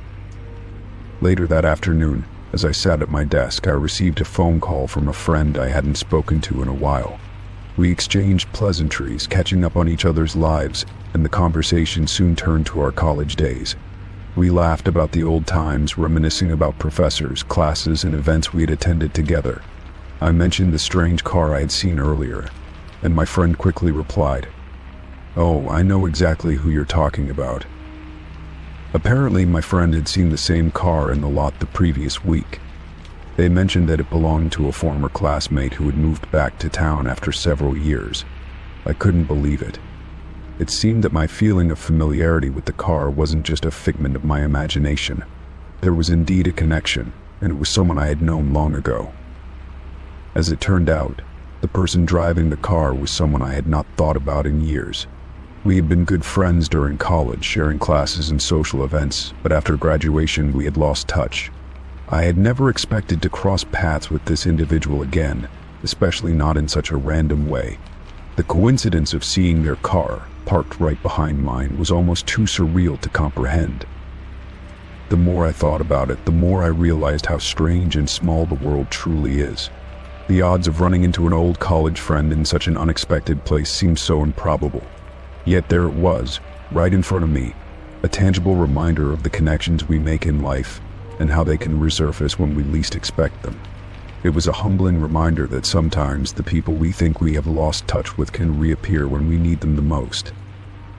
The next day, I decided to reach out to my former friend. I had not spoken to them in years, but the coincidence of seeing their car parked behind mine made me feel as if it was meant to be. I dialed the number, unsure of what to expect, but hoping that we could reconnect. When they answered, their voice was warm and familiar, and we quickly fell into conversation as if no time had passed at all. It turned out that my friend had recently moved back to town to take a new job, and they had been settling in. They explained how they had been feeling nostalgic for the old days at college and decided to put the alumni sticker on their car as a way to reconnect with those memories. They had no idea that their car would be parked behind mine, or that it would stir up so many memories for both of us. As we chatted, I realized how much time had passed since we had last spoken. It was easy to fall back into our old rhythm, reminiscing about our college years and the people we had known. The conversation flowed effortlessly, and I felt a sense of joy at reconnecting with someone who had once been such an important part of my life. It was as if the years of separation had melted away, and we were back to being the friends we once were. The whole experience was a reminder of the power of nostalgia and the lasting impact that college friendships can have. Even though we had both gone our separate ways after graduation, the memories of our time together remained strong. And now, through the strange coincidence of the car and the alumnus sticker, we had found our way back to each other. In the days that followed, my friend and I made plans to meet up and catch up in person. We hadn't seen each other in years, and it felt like the right time to reconnect and rekindle the friendship that had meant so much to both of us. The alumni sticker had served as a reminder of the bonds we had shared, and I felt grateful for the unexpected turn of events that had brought us back together. Looking back on the whole experience, I couldn't help but marvel at the strange twists and turns that life can take. The world can seem vast and disconnected, but sometimes it's the smallest moments that can bring people back together. The car parked behind mine, the sticker that seemed so familiar, and the phone call that followed all of it was a reminder that life has a way of surprising us when we least expect it. As I reflect on that day, I feel a sense of gratitude for the connections that have shaped my life. The friendships I made in college, even though we had lost touch, were still there, waiting to be rediscovered. The world may be large, but moments like these remind me that we are all connected in ways we may not always understand. The car parked behind me may have been a small, fleeting encounter, but it turned out to be the catalyst for something much more meaningful. Story 6.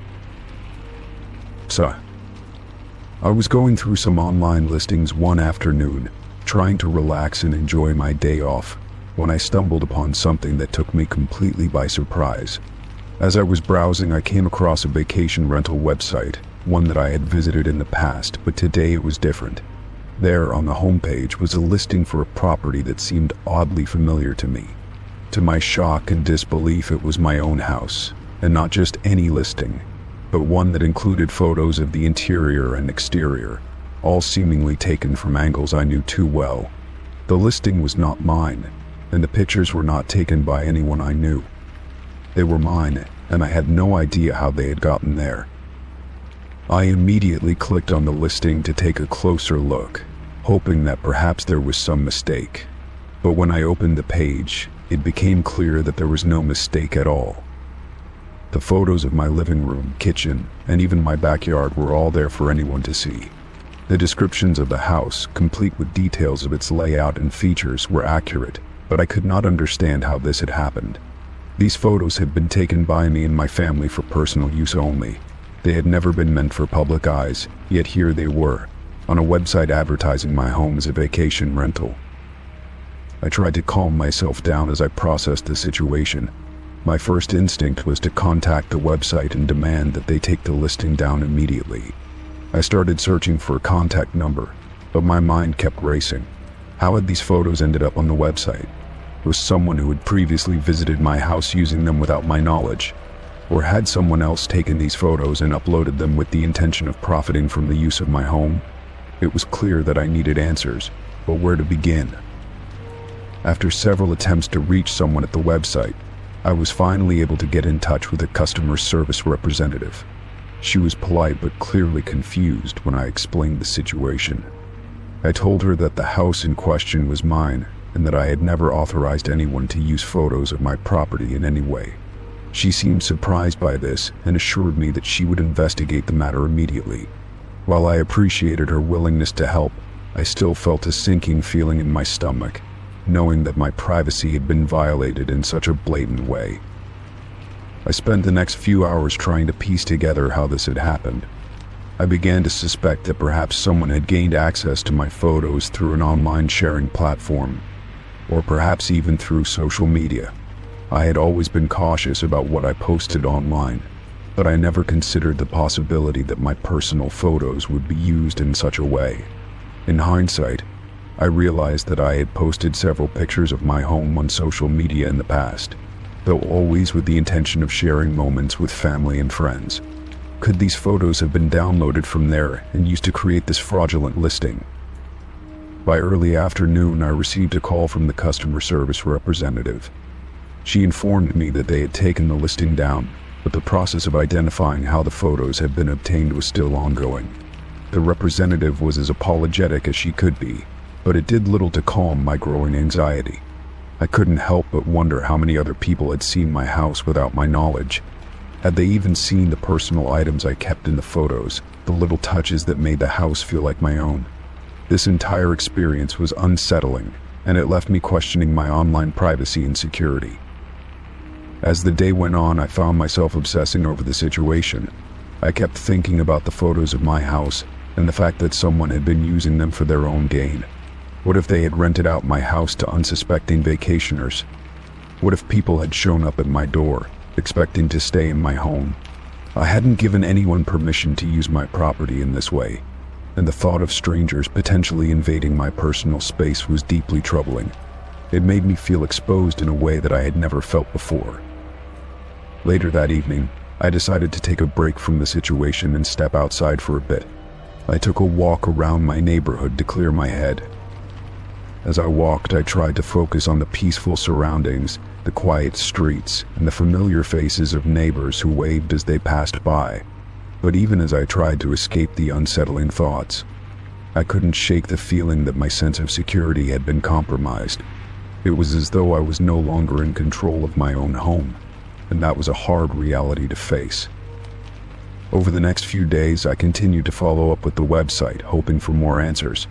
They were able to confirm that the photos had been taken from my public social media profiles, and from there, they had been used to create the vacation rental listing.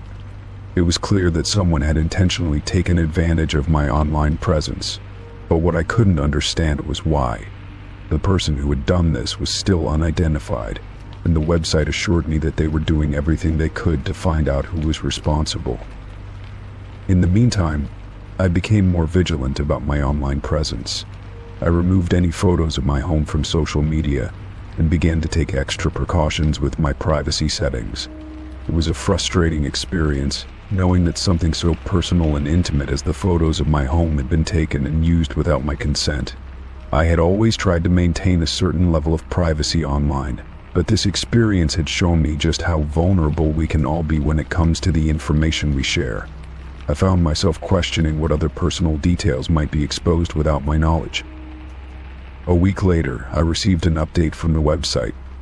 They had been able to trace the photos to a specific account, though the person behind it was still anonymous. The website's investigation was ongoing, but they assured me that they would be taking legal action against anyone who was found to have used my property without permission. It was somewhat comforting to know that the matter was being taken seriously, but I couldn't help but feel a sense of unease. Even if the person responsible was caught, the damage had already been done. My privacy had been violated, and I would never feel completely safe again. As time passed, I tried to move on from the experience. I took steps to protect my privacy further, including adjusting my social media settings and being more mindful of what I posted online. I also reached out to friends and family to warn them about the situation in case anyone else had been targeted in a similar way. Though I still couldn't fully shake the sense of violation, I knew that I had to find a way to move forward. My home was still my sanctuary, but I had learned a painful lesson about the importance of safeguarding my privacy in an increasingly connected world. The experience also left me wondering how many others had experienced something similar. How many people had their personal photos or information stolen and used for someone else's gain? It was a growing concern, especially as social media and online platforms continued to play such a large role in our lives. I realized that I was not alone in feeling vulnerable and exposed, but that didn't make the experience any less unsettling. In the months that followed, I became more mindful of my digital footprint. I took steps to ensure that my personal information remained private and that my photos, especially those of my home, were shared only with those I trusted. It was a small but necessary change in my approach to online life. Though I could not undo what had happened, I hoped that by taking control of my privacy, I could at least prevent anything like this from happening again. The incident also sparked a larger conversation within my community about online privacy and security. A few neighbors had heard about what happened to me and began to take a closer look at their own digital lives. We discussed the ways in which our personal information could be exposed and shared without our knowledge, and many people began to make changes to their social media settings. It was a small step toward reclaiming our privacy, but it felt good to know that I wasn't alone in taking action. Looking back, I can say that the experience was eye-opening, even though it was deeply unsettling at the time. It made me more aware of the risks that come with sharing personal information online, and it taught me to be more cautious about what I put out into the world. I still love my home, but now I take extra care to keep it to myself. No one should have the right to exploit your life for their own gain, and I've learned that the hard way. Story 7. It was early in the morning when I stepped outside my house, the sun barely peeking over the horizon. The streets were quiet, with only the distant hum of early risers preparing for their day. The air was cool, a refreshing breeze brushing against my face, the calmness of the morning providing a sense of peace. I was heading to work, having planned my route carefully to avoid the morning traffic, but as I stood on the corner, I realized something I had not expected. I had missed my bus. The bus stop was deserted, with not a single person waiting for the next ride. I checked the time on my phone and saw that the next bus would not be coming for another 20 minutes. It was too long for me to wait, so I decided to call a taxi. As I dialed the number, I could feel the rush of frustration building up inside me, knowing I might be late for my first meeting of the day. The phone rang once, twice, and then I heard the operator's voice on the other end, confirming that a taxi would arrive shortly. I hung up the phone and waited for the car to arrive, pacing slightly back and forth to keep myself warm in the chilly morning air. Soon enough, a yellow taxi appeared, its headlights cutting through the darkness. The driver was a middle-aged man, his face partially hidden by a cap, which he took off as he greeted me. His voice was deep and warm, offering a sense of comfort that I immediately appreciated. I climbed into the back seat of the taxi, giving him a brief nod to acknowledge his greeting. The car smelled faintly of mint, with the faint scent of leather mixed in. I was in a rush, so I quickly told him my destination, or at least I thought I did. I gave him the name of my office building, but I did not provide the exact address or any further details. I figured he would know the way, and there was no need to add more information. As the taxi started moving, I settled into my seat, looking out the window as the city began to wake up. The streets were still mostly empty, and the lights from the few businesses that were open gave the world a soft, golden hue. I tried to focus on the tasks I had ahead of me, but my mind kept drifting back to the meeting. I had spent so much time preparing for this one presentation, and I was determined not to be late. The driver seemed to know exactly where he was going, as he navigated the winding streets with ease. The city was quiet, and we made our way through neighborhoods I was familiar with, but there was something strange about the way the driver was moving. He wasn't following the usual route, the one I took every day when I commuted to work. Instead, he made several turns I wasn't expecting, going down streets that weren't on my usual path. For a brief moment, I wondered if he had made a mistake, if he had misunderstood where I wanted to go. But then I reminded myself that it was early in the morning, and maybe the driver was simply trying to avoid the heavy traffic that usually built up on the main streets. I reassured myself that I would arrive at my destination soon enough, and as we moved further into the city, I relaxed again. After all, I trusted taxi drivers to know the best routes. The car hummed smoothly along the road, the sound of the engine almost hypnotic. I gazed out the window at the passing buildings, barely paying attention to the route the driver was taking. As we drove through a familiar intersection, I started to feel an odd sense of unease. It wasn't the way to my office building, yet it felt like we were heading in the right direction. It didn't make sense. The driver was still silent, not a word escaping his lips as he steered the car with practiced precision. The streets seemed quieter than usual, and the glow of streetlights grew dimmer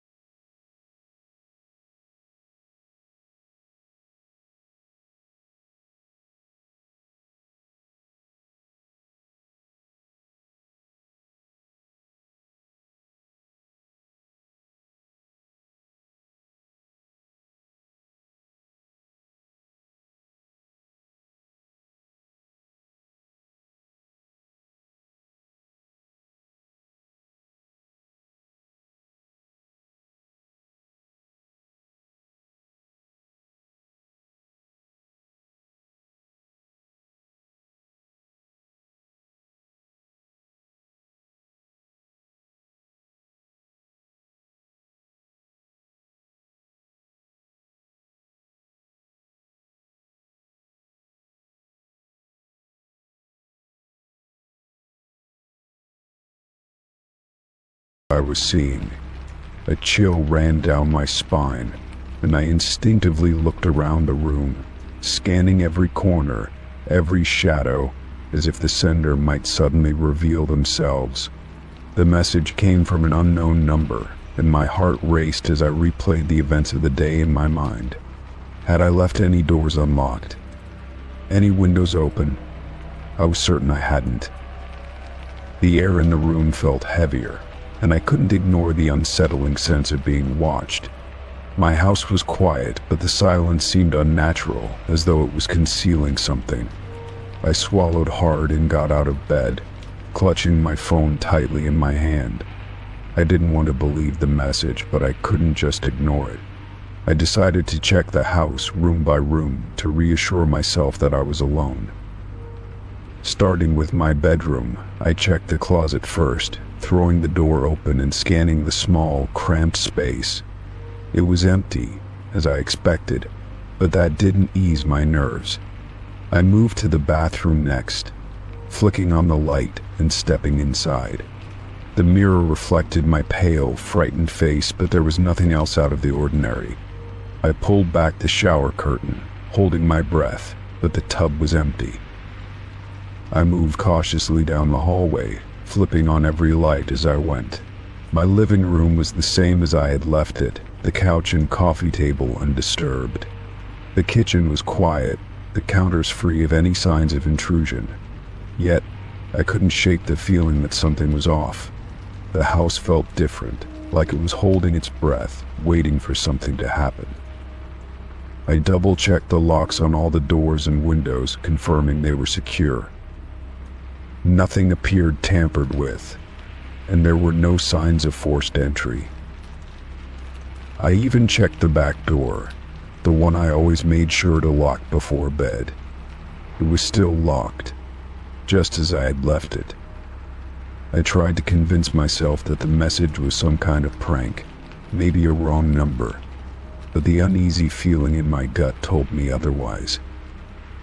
I returned to my phone, staring at the message again, as if the words might change or reveal some clue. My fingers hovered over the screen, debating whether to reply or block the number. After a moment of hesitation, I decided to respond. I typed, "Who is this?" and hit send, my hand shaking slightly. The seconds felt like hours as I waited for a reply, my heart pounding with every passing moment. The response came almost immediately. "You didn't even notice me," it read. My breath hitched, and my vision blurred as fear gripped me. My mind raced, trying to make sense of the situation. Could someone have been here while I was home? I thought back to earlier in the day. I had spent most of it working, moving between my bedroom and the living room. I hadn't heard or seen anything unusual, but now I was questioning every moment, every sound I had dismissed. I decided to check the security cameras. I had installed them months ago for peace of mind, but I rarely ever checked the footage. I grabbed my laptop and opened the app, scrolling through the recordings from earlier in the day. At first, everything seemed normal, just me moving around the house, going about my routine. But then I noticed something. Around mid-afternoon, there was a brief moment where the camera in the hallway picked up movement. I paused the footage and rewound it, my heart racing as I watched. There, in the corner of the frame, was a figure.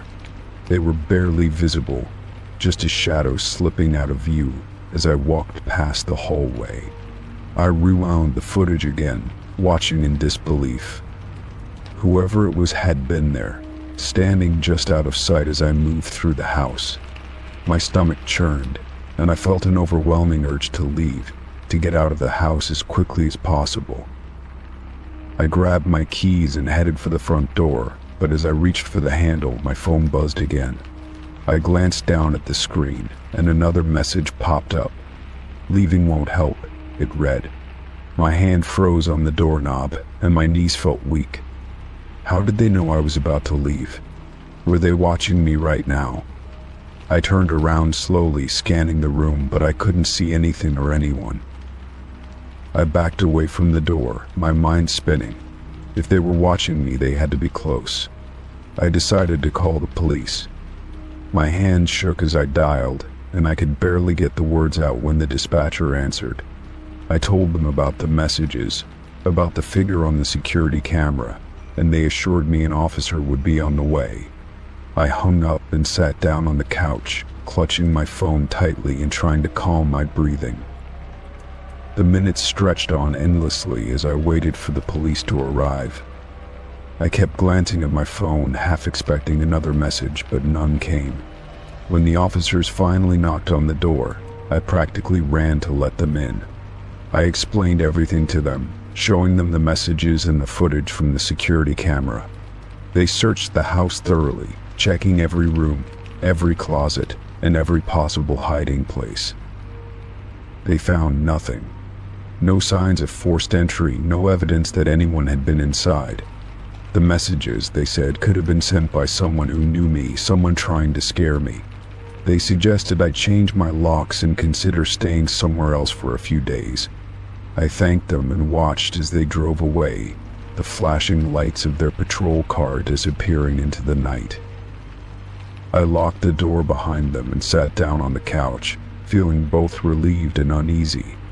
I couldn't shake the feeling that the person who sent those messages wasn't done with me. As the night wore on, I tried to distract myself, but every sound, every shadow made me jump. I eventually fell asleep on the couch, too afraid to go back to my bedroom. The next morning, I woke up to find another message on my phone. "You can't hide forever," it read. My blood ran cold, but this time I wasn't going to let fear control me. I called the locksmith to change all the locks and installed additional security measures around the house. I even reached out to a friend, asking if I could stay with them for a few days. As I packed a bag and prepared to leave, I couldn't shake the feeling that I was being watched. But this time, I didn't let it stop me. I locked the door behind me, got in my car, and drove away, vowing to do whatever it took to reclaim my sense of safety. I didn't know who was behind the messages or why they had targeted me, but I wasn't going to let them win. This was my home, and I would fight to feel secure in it again. Story 2. I was tidying up my living room when I decided to do a more thorough cleaning than usual. The couch had been there for years, and while I vacuumed and wiped its surface regularly, I rarely checked underneath. Something about that day compelled me to crouch down and take a look. As I peered under the couch, I froze. There was something there, an object I did not recognize. It was small and partially obscured by the shadow of the couch. I reached out hesitantly, my fingers brushing against its cold, metallic surface. Pulling it out, I saw it was a silver pocket watch, tarnished around the edges but still functional. Its cover had intricate engravings that I could not decipher, but they looked old, almost antique. I turned it over in my hands, trying to piece together where it could have come from.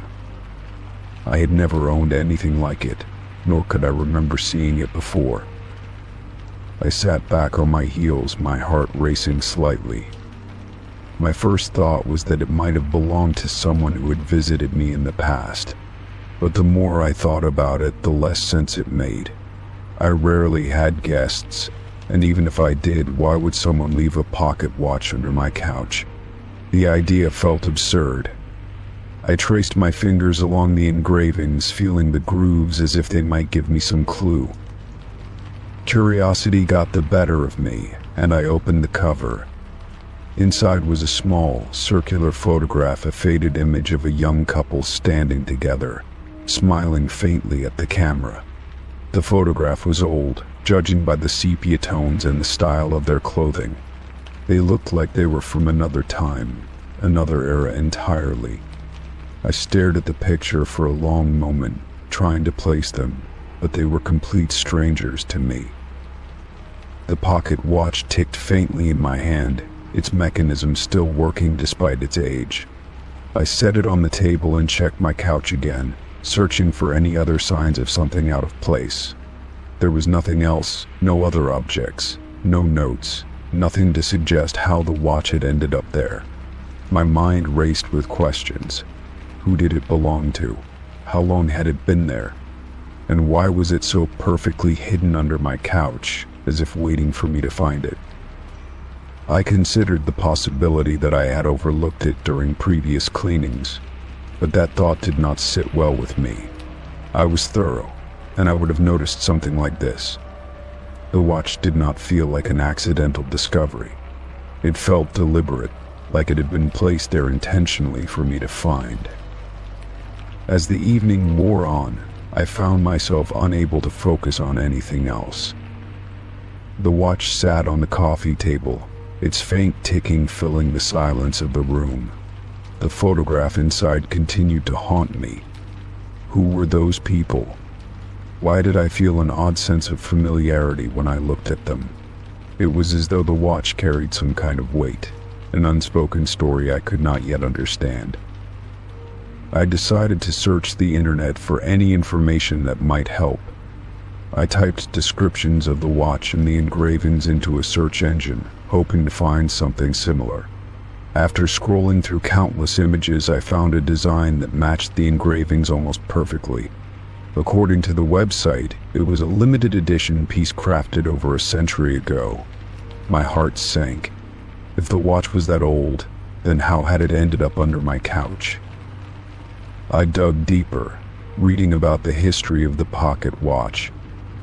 It was said to have been a gift given to couples as a token of eternal love. The website mentioned that only a handful of these watches were ever made, and they were incredibly rare. The more I read, the more uneasy I felt. This was no ordinary item. It had a history, a purpose, and now it was in my possession for reasons I could not explain. Sleep did not come easily that night. I lay in bed, staring at the ceiling, the faint ticking of the watch echoing in my ears. My mind replayed the discovery over and over, each time adding new layers of doubt and unease. By morning, I decided I could not keep it in the house any longer. Something about it felt wrong, intrusive, like it did not belong to me. I placed the watch in a small box and left it on my front porch. My plan was to donate it to a thrift store or hand it over to the authorities, but as the day went on, I found myself hesitating. What if it had been left for me for a reason? What if getting rid of it would invite more questions, or worse, more problems? When I finally mustered the courage to return to the porch, the box was gone. My stomach dropped. I had not heard anyone approach, and I had not seen anyone nearby. The thought of someone taking it without my knowledge was unsettling. Who had taken it? And why had they come so quickly, as if they were waiting for me to put it outside? That night I double-checked all the locks on my doors and windows. I could not shake the feeling that someone had been watching me, someone who knew about the watch and its significance. The thought left me restless, every creak and groan of the house amplifying my anxiety. Days passed, and life seemed to return to normal, but I still felt the weight of the watch's mystery. I could not help but glance at the spot under the couch where I had found it, half expecting to see it there again. Though the watch was gone, its presence lingered, a quiet reminder of the strange events that had unfolded. I never found out who left the watch or why it was there, but the experience stayed with me. It made me question the things I overlooked, the hidden corners of my life that might hold secrets I was not ready to uncover. And though I would never admit it out loud, part of me still felt like the watch and the story it carried was not entirely gone. Story 3. I woke up to the pale morning light streaming through the window, but something felt off. The air in the house was still, almost unnervingly so, and an unshakable sense of unease gnawed at me. As I made my way to the kitchen, the feeling intensified. My footsteps echoed faintly on the floor as I entered the room, and that was when I saw a piece of paper, perfectly centered on the kitchen counter. It was a small, crisp note, the handwriting neat and deliberate. The words on it sent a chill through me. "I'll be back soon. I froze, my breath catching in my throat. My first thought was that someone had been in the house. But how? I had locked the doors and windows before going to bed, as I always did. The note wasn't mine. I hadn't left it there, and I hadn't let anyone in. I stood there, staring at the note, my mind racing. The handwriting wasn't familiar, and there was no signature, no hint of who had written it. My immediate instinct was to check the rest of the house. I grabbed a heavy object, a rolling pin from the counter, and began to cautiously walk through each room. My heart pounded with each step, and I strained my ears for any sound, any movement that might indicate someone was still inside. I checked the living room, the bedrooms, the bathroom. Everything was exactly where it should be. There were no signs of forced entry, no open windows, no misplaced objects. It was as if the note had appeared out of thin air. Still, the thought that someone could have been inside while I was sleeping made my skin crawl. I went back to the kitchen and picked up the note, examining it more closely. The paper was plain, nothing distinctive about it. The handwriting was careful but unfamiliar, neither rushed nor messy. It was as though whoever had written it wanted to make sure it would be easily read. But the message itself was what unnerved me most. "I'll be back soon." Was it a threat, a warning, or something else entirely? I checked the locks on the doors and windows again, double-checking them this time. They were all secure, just as they had been when I went to bed. That didn't make sense. If someone had gotten inside, they would have had to bypass the locks or find another way in. And if they had, why would they leave a note and nothing else? I tried to rationalize it. Maybe it was some sort of prank. Maybe someone had gotten in and left the note to scare me. But why? And how?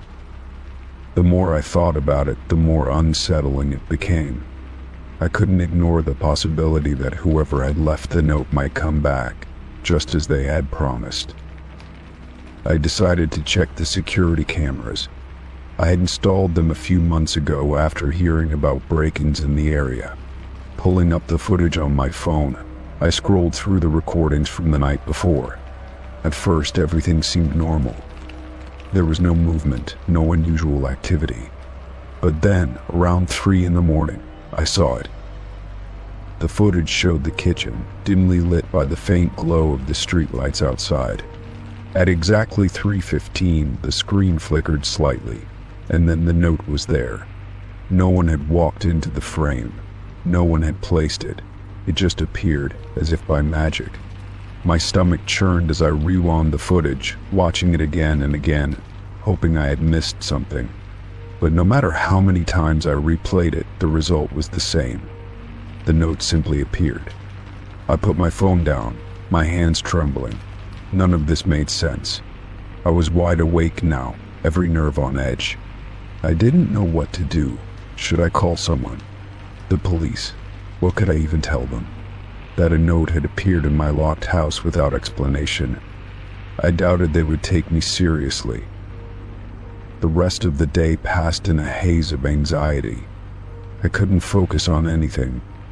Every small noise made me jump, and I kept glancing at the doors and windows, half expecting someone to walk through them.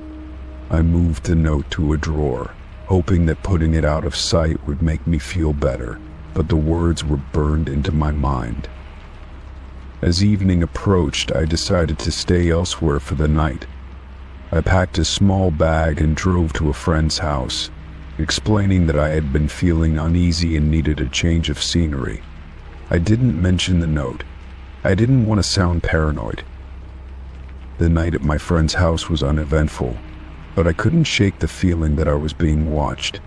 When I returned home the next morning, my heart sank the moment I walked through the door. On the kitchen counter, in the exact same spot as before, was another note. This one was slightly different. The handwriting was the same, but the message had changed. It now read, "Why did you leave?" My hand shook as I picked it up, the paper feeling heavier than it should have. This wasn't just a prank. Someone was playing a game with me, and I had no idea who or why. I called a locksmith immediately, explaining that I needed all the locks in the house changed. I also contacted the security company to upgrade my system, adding more cameras and motion sensors. As the locksmith worked, I stayed on edge, watching every movement, every shadow. That night, I stayed up, determined not to sleep. I wanted to catch whoever was doing this. I sat in the living room with the lights on, my phone in one hand and a heavy flashlight in the other. The hours dragged on, and nothing happened. No noises, no strange activity. But at exactly 3:15, my phone buzzed with a notification from the security camera app. My heart raced as I opened it, dreading what I might see. The live feed showed the kitchen, and there was the note, now with a new message: "You cannot stop me." I bolted to the kitchen, but it was empty. The note was there, just as the camera had shown, but there was no sign of anyone. My blood ran cold as I realized that whoever or whatever was doing this wasn't bound by the normal rules of the world. I don't know what they wanted or why they had chosen me, but I knew one thing for sure: I couldn't stay in that house any longer. I packed my belongings and left that day, determined never to return. I sold the house within weeks, not caring about the financial loss. Even now, in a new place, far away from where it all began, I sometimes find myself waking up in the middle of the night, certain I'll find another note waiting for me. So far, there's been nothing.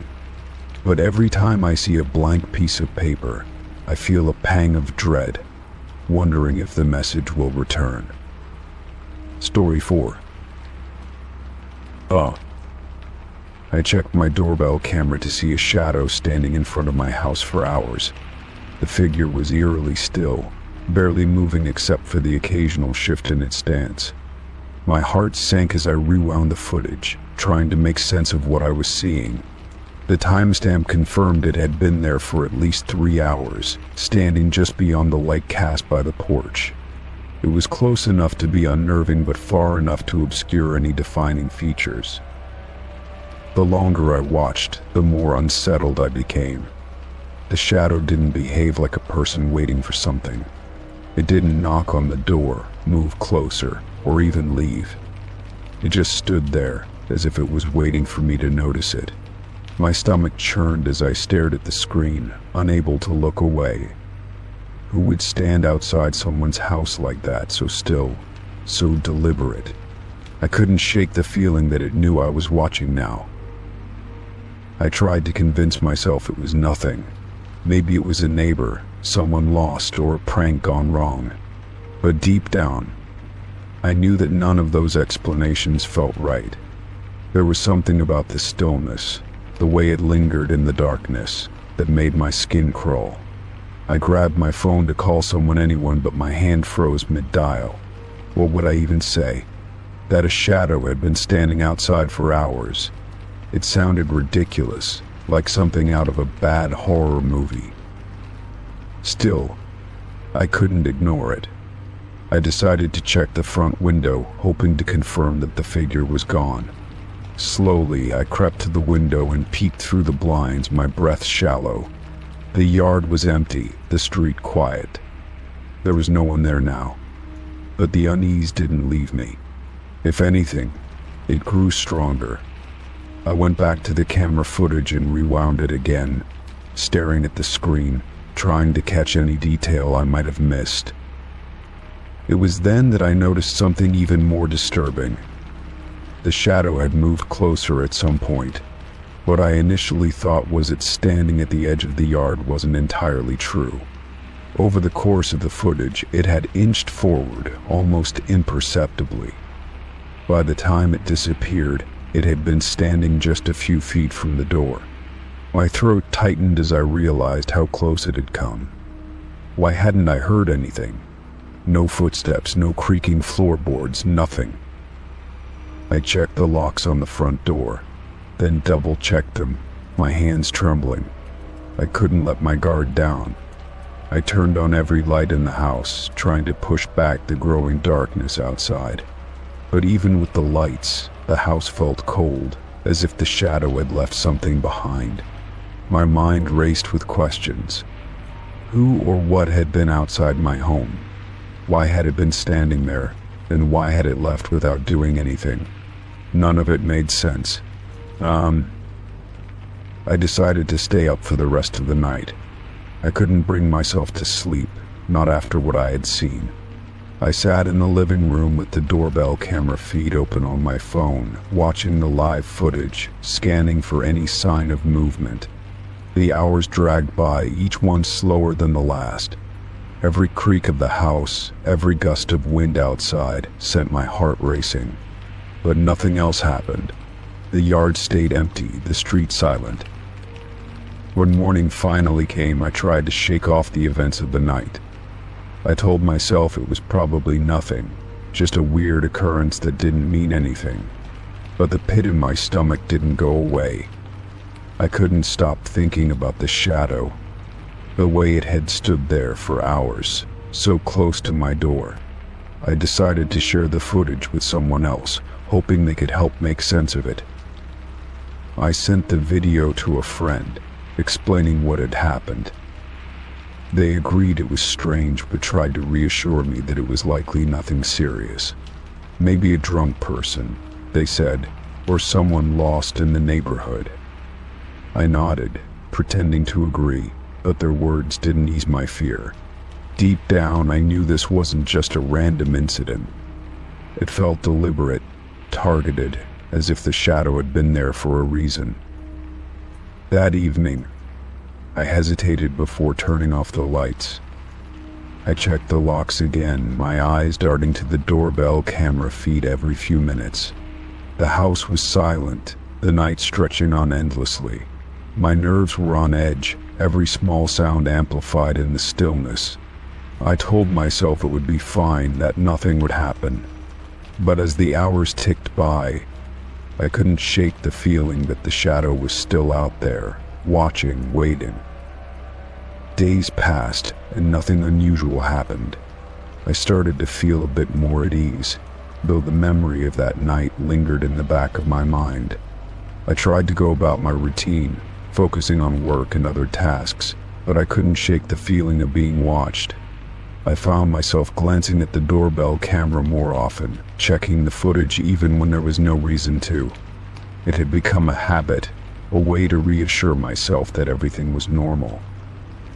One evening, as I sat in the living room, I decided to review the footage from the past few nights. I wasn't expecting to find anything, it was more out of curiosity than anything else. But as I scrolled through the recordings, my heart stopped. There, in the corner of the screen, was the shadow. It had returned. This time, it didn't linger at the edge of the yard. It stood directly in front of the camera, as if it wanted me to see it. The shadow didn't move, didn't make a sound. It was just there, its presence filling the screen with an oppressive darkness. I stared at the footage, my blood running cold. The timestamp showed it had been there for hours again, just standing, watching. My breath caught in my throat as I realized something even more chilling. This time the shadow had been closer. It wasn't just outside the door, it was on the porch, inches away from the camera. I didn't know what to do. My mind raced, trying to come up with a plan, but nothing felt right. Calling someone seemed pointless. What could I say that wouldn't make me sound crazy? I decided to stay inside, keep the doors locked, and wait for morning.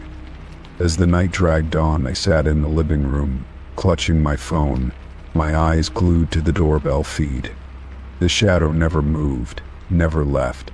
It stayed there, a silent reminder that it could come closer if it wanted to. When the first rays of sunlight broke through the windows, I checked the camera again. The shadow was gone. I didn't feel relief, though. Its absence felt more ominous than its presence. It had left, but not because it was done. It felt like a warning, a reminder that it could return at any time. I didn't know what it wanted or why it was targeting me, but one thing was clear. This wasn't over. The shadow wasn't gone for good. It was waiting. Story 5. When I pulled into the driveway that evening, the sinking sun cast long shadows across the yard. I was eager to get inside after a long day, but as I approached the front door, I froze.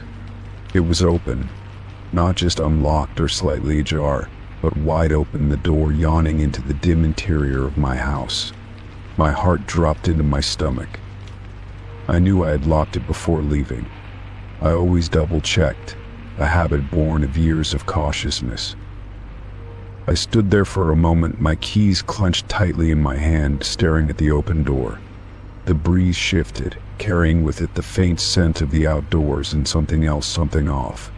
It was faint but unsettling, like the faint trace of something rotting. My mind raced through possibilities. Had I been in such a rush that I forgot to lock it? Had someone broken in? I didn't want to jump to conclusions, but every instinct told me something wasn't right. I took a deep breath and stepped onto the porch, my footsteps heavy on the wooden planks. The door creaked slightly as I pushed it fully open, and I leaned inside cautiously. The house was quiet, eerily so. Everything seemed to be in place at first glance, the furniture undisturbed, the lights still off just as I had left them. But that unsettling smell lingered, faint but noticeable, as if something had been left out too long. I reached for the light switch, flipping it on, and the entryway flooded with light. My eyes darted around, scanning for anything out of place. The silence was oppressive, amplifying the sound of my breathing and the slight creak of the floor as I stepped further inside. My keys, still clutched tightly in my hand, felt like a lifeline, though I knew they were useless for protection. I set my bag down slowly, trying to make as little noise as possible, listening intently for any sign that I wasn't alone. The living room was exactly as I had left it, down to the neatly folded blanket on the couch and the empty coffee mug on the table. I walked through the kitchen, my shoes clicking softly against the tile floor. Nothing seemed out of place here either. The back door was still locked, the windows all closed. But the smell was stronger here, like something had been left out to spoil, though I couldn't see anything unusual. I opened the pantry and the fridge, half expecting to find something rotting, but everything was in order. The smell wasn't coming from the kitchen, and that realization sent a chill down my spine. It was coming from somewhere else, deeper in the house. I hesitated, my hand gripping the edge of the counter as I tried to steady my breathing. Every instinct screamed at me to turn around and leave, to call for help, but I needed to know. I needed to be sure. I moved toward the hallway that led to the bedrooms, each step feeling heavier than the last. The hallway was dark, the only light coming from the faint glow of the streetlights filtering through the windows. I flipped the switch, and the overhead light flickered once before coming on, casting the yellowish glow over the narrow space. The smell was stronger here, almost metallic, and it made my stomach churn. The first bedroom door was closed, just as I had left it. I opened it cautiously, peering inside. Nothing seemed out of the ordinary. The bed was neatly made, the closet doors shut. I stepped back into the hallway and moved to the next room, my heart pounding so hard I could hear it in my ears. The door to the second bedroom was slightly ajar, and as I reached for the handle, I hesitated. The smell was strongest here, wafting out like a warning. I pushed the door open slowly, the hinges creaking loudly in the silence. The room was dark, the curtains drawn. But even in the dim light, I could see that something was wrong. The bed had been disturbed, the covers rumpled and tossed aside as if someone had been lying there recently. On the floor near the foot of the bed was a strange dark stain, irregular in shape and glossy in the faint light. My throat tightened, and I took a step back instinctively. I fumbled for the light switch, my hands trembling, and when the light came on, I froze. The stain was a deep, dark red, seeping into the carpet. It was fresh. My mind raced to comprehend what I was seeing, but no explanation came. I looked around the room, searching for any other signs of intrusion, and that was when I saw a single shoe print, faint but distinct, leading out of the room and down the hallway.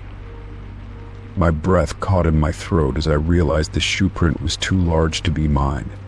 Whoever had been here wasn't just in the house, they had been in this room, possibly while I was still standing at the front door. I backed out of the room slowly, my eyes fixed on the hallway, and that was when I heard a soft creak coming from the living room, as if someone had just shifted their weight on the floorboards. I froze, my mind screaming at me to move, to run, but my body felt paralyzed. The sound came again, this time closer, and I knew I couldn't stay. I turned and bolted down the hallway, grabbing my phone from the counter as I ran toward the front door. I didn't look back, didn't dare to, as I sprinted out into the night, leaving the door wide open behind me. Once outside, I fumbled with my phone, my hands shaking as I dialed for help. The operator's voice was calm and steady, a stark contrast to the panic in mine as I explained what had happened. They assured me that officers were on their way, and I stood in the driveway, my eyes fixed on the house, waiting. Every shadow, every flicker of movement in the windows made my heart race. When the police arrived, they searched the house thoroughly. They found no one inside, no sign of forced entry, and no explanation for the strange stain on the carpet or the open door. The officers reassured me that they would continue to investigate, but as they left, I couldn't shake the feeling that something was still wrong. The house felt different now, its familiar walls and rooms tainted by an unshakable sense of unease. I locked the door that night, triple checking it before I finally went to bed. But sleep didn't come easily. Every creak of the house, every whisper of the wind outside, kept me wide awake, staring at the ceiling. I couldn't forget the sound of those footsteps or the sight of that stain. Even now, I can't shake the feeling that whoever was in my house that night wasn't just passing through, they were waiting for me to come home. Story 6. I woke to the faint sound of tapping, rhythmic and persistent, coming from my bedroom window. My heart thudded in my chest as I lay frozen under the covers, listening to the sound continue in slow, deliberate beats. It was the kind of sound that didn't belong in the stillness of the night, piercing through the quiet like an unwelcome visitor. The clock on my nightstand showed 2:15 in the morning, and the faint glow of the moon barely illuminated the room. I didn't want to move, but curiosity and unease gnawed at me, forcing me to sit up and glance toward the window. The blinds were drawn, but I could see their faint sway as if something or someone was brushing against them from the outside. My breath caught as the tapping continued, sharp and deliberate, like the person on the other side wanted me to know they were there. I forced myself to move, each step toward the window feeling heavier than the last. My hand trembled as I reached for the blinds, hesitating for a moment. Part of me wanted to turn away, to crawl back into bed and pretend I had imagined it all, but I couldn't ignore the sound. Slowly, I pulled the blinds aside and peered out into the night. The backyard was empty. The pale light of the moon illuminated the grass, the fence, and the row of trees at the edge of the property, but there was no sign of anyone. I scanned the yard carefully, my eyes darting from shadow to shadow, but the stillness outside only deepened the unease in my chest. The tapping had stopped the moment I pulled the blinds aside, as if whoever or whatever had been there knew I was watching. I stared into the darkness for a while, trying to convince myself that it must have been the wind, a tree branch brushing against the glass, or maybe even an animal. But the rhythm of the tapping had been too deliberate, too human. I closed the blinds and stepped back, my heart still racing as I turned on the bedside lamp, flooding the room with a warm, reassuring glow. I sat on the edge of the bed, trying to make sense of what had just happened. I considered checking the rest of the house, but the thought of walking through the dark hallways made my stomach churn. Instead, I reached for my phone and opened the app linked to my security cameras. I rewound the footage from the last hour, scanning for anything unusual. As I watched, I saw nothing at first, just the quiet stillness of the yard, the trees swaying gently in the breeze. But then, at 2:12, a shadow appeared at the edge of the camera's view. The figure was tall and indistinct, blending into the darkness as they moved closer to the house. My stomach tightened as I watched them approach my window, their movements slow and deliberate. They stopped just outside the camera's range, leaving only the faint outline of their figure visible. I could see the motion of their arm as they reached out, their hand tapping against the glass in that same rhythmic pattern I had heard. The tapping continued for nearly a minute before the figure turned and disappeared back into the shadows. I stared at the screen, my hands clammy as I rewound the footage and watched it again, hoping I had missed something that would explain it. But there was no mistaking it. Someone had been at my window, watching me. The thought made my skin crawl, and I quickly checked the locks on my bedroom door and window, ensuring everything was secure. I didn't know who they were or what they wanted, but I knew one thing for sure: they had been there for me. I barely slept for the rest of the night, my ears straining for any sound, any indication that they had returned. The house was eerily silent, each creak and groan of the old wood setting my nerves on edge. By the time the sun began to rise, I was still sitting upright in bed, the glow of the security footage still illuminating the screen of my phone. There had been no further movement, no sign of the figure returning, but the unease lingered like a shadow in the back of my mind. As the day wore on, I debated what to do. Calling the police felt like the logical step, but what could I tell them? That someone had tapped on my window in the middle of the night and then disappeared. The footage was unsettling, but it didn't show anything concrete, just a shadowy figure that could have been anyone. Still, I decided to file a report, hoping it would at least put me at ease. The officer I spoke to was polite but non-committal, promising to send a patrol car through the neighborhood that evening. It wasn't much, but it was better than nothing. That night, I went to bed with every light in the house turned on, my phone and a flashlight within arm's reach. I tried to convince myself that it was over, that whoever had been there wouldn't come back. But as the hours passed, the unease in my chest grew heavier, my mind replaying the sound of the tapping over and over again. I didn't think I would ever forget it, the deliberate, calculated rhythm that seemed designed to unnerve me. At exactly 2:15, I heard it again. The tapping was softer this time, almost hesitant, as if whoever was out there wanted to test my reaction. My heart pounded as I sat up in bed, staring at the window. The blinds swayed faintly, the same as they had the night before, and I could feel the weight of the presence on the other side. This time I didn't move. I stayed perfectly still, watching the blinds as the tapping continued, steady and deliberate. After what felt like an eternity, the tapping stopped. I waited, holding my breath, but no other sound followed. Slowly, I reached for my phone and opened the security app, pulling up the live feed from the cameras. My stomach dropped as I saw the figure standing in the yard, just outside the glow of the porch light. They weren't moving, just standing there, watching the house. Their face was obscured, their features impossible to make out in the darkness, but I could feel their gaze like a weight pressing down on me. I didn't hesitate this time. I called 911, my voice shaking as I explained what was happening. The dispatcher assured me that an officer was on the way, but the minutes felt like hours as I waited, my eyes glued to the camera feed.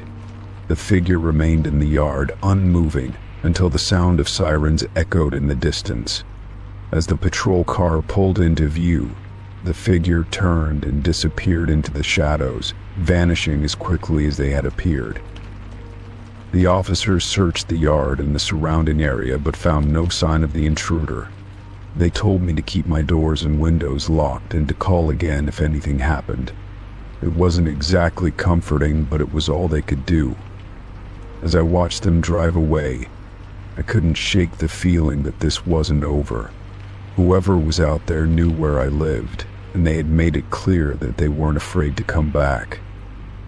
For now, all I could do was wait. Story 7. I was sipping my morning coffee when the notification for a new email popped up on my laptop. It was early, the sun had barely risen, and the house was still bathed in the dim, cool light of dawn. I was only half awake, scrolling absent-mindedly through my inbox when the subject line of one particular email caught my eye. It read, "I see you." At first, I thought it was spam. My inbox was no stranger to weird, unsolicited emails, and most of the time I just deleted them without a second thought. But this one was different. There was no advertisement, no attachment, and the sender's address was a random combination of numbers and letters. Something about it felt deliberate. Against my better judgment, I opened it. The email was short and simple, but every word made my stomach twist. It read, "I am watching you from across the street. You looked lovely this morning." I blinked at the screen, rereading the sentence over and over, hoping I had misunderstood. My heart began to pound as I looked around the room, suddenly hyper-aware of my surroundings. I lived alone in a small, quiet neighborhood where nothing ever happened. My street was lined with identical houses, each with manicured lawns and neat driveways. The thought of someone watching me from one of those houses felt surreal and invasive. My first instinct was to dismiss it as a prank. Maybe someone was trying to scare me for fun, or it was some kind of elaborate scam.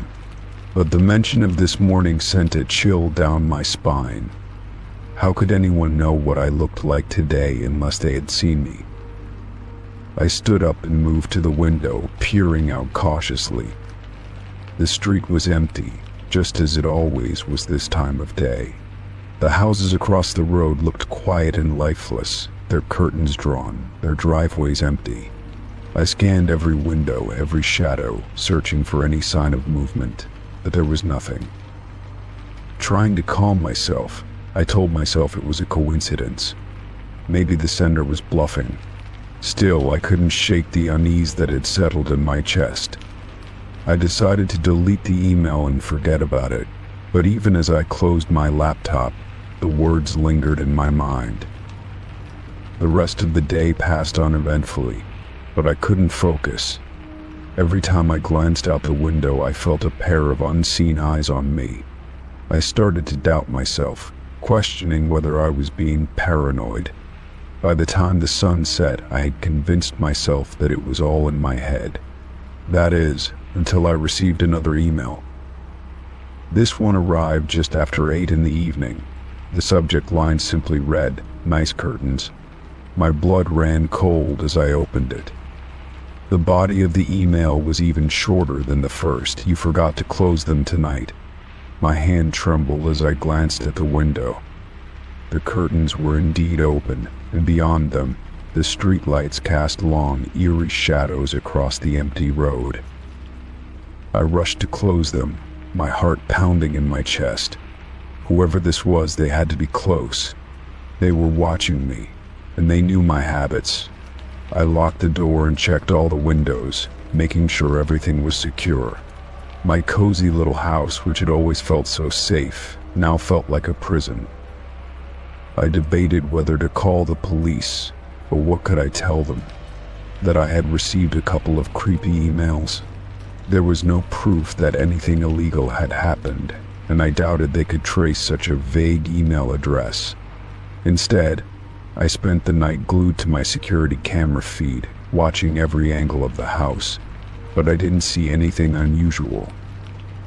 The following morning, I woke up groggy and on edge. My laptop sat on the coffee table where I had left it, and for a moment, I hesitated to open it. But curiosity got the better of me. There was another email waiting for me. This one read, "Did you sleep well?" My stomach churned as I read it. They had to know I stayed up all night. Were they watching me inside the house? I glanced around, scanning the room for any hidden cameras or listening devices, but everything looked normal. Still, I couldn't ignore the growing fear that my privacy had been violated in some way. That day, I decided to stay home and keep my curtains closed. I even avoided turning on the lights, worried that they might give away my position inside the house. But the emails kept coming. Each one was more unsettling than the last. "Why are you hiding?" One read. Another said, "I can see you, even when you can't see me." I tried to reply, demanding to know who they were and what they wanted, but the emails bounced back. The address didn't exist, or at least, not in any way I could trace. It was like they were taunting me, enjoying the fear they were causing. As night fell again, I decided I couldn't take it anymore. I packed a bag and drove to a friend's house, too scared to stay alone. I didn't tell them the full story, just that I had been receiving some strange messages and needed a place to stay for a while. They agreed without hesitation, and for the first time in days I felt a small sense of relief. But even at their house, the emails followed me. The first one I received their read, "Running won't help." I felt the blood drain from my face as I realized they knew where I was. It didn't make any sense. How could they be watching me here? I hadn't told anyone where I was going, not even over the phone. That night, I barely slept. Every noise, every creak of the house made me jump. I kept checking the windows, expecting to see someone standing outside, but there was never anyone there. When morning came, I knew I had to do something. I went to the police and showed them the emails. They listened politely but seemed unconvinced. Without any clear evidence or threats, there wasn't much they could do. They told me to stay vigilant and report anything suspicious, but their reassurances felt hollow. I left the station feeling more helpless than ever. The emails eventually stopped, but the fear never fully went away.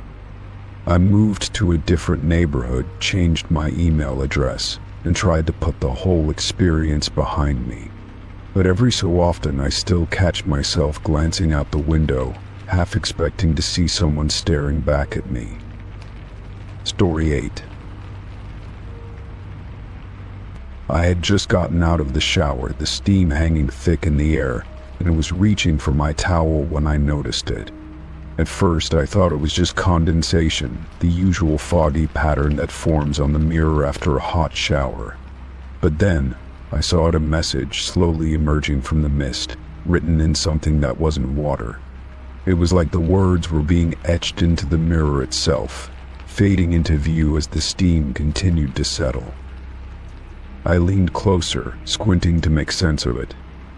The words read, "I know where you sleep." My stomach dropped, a cold shiver running down my spine.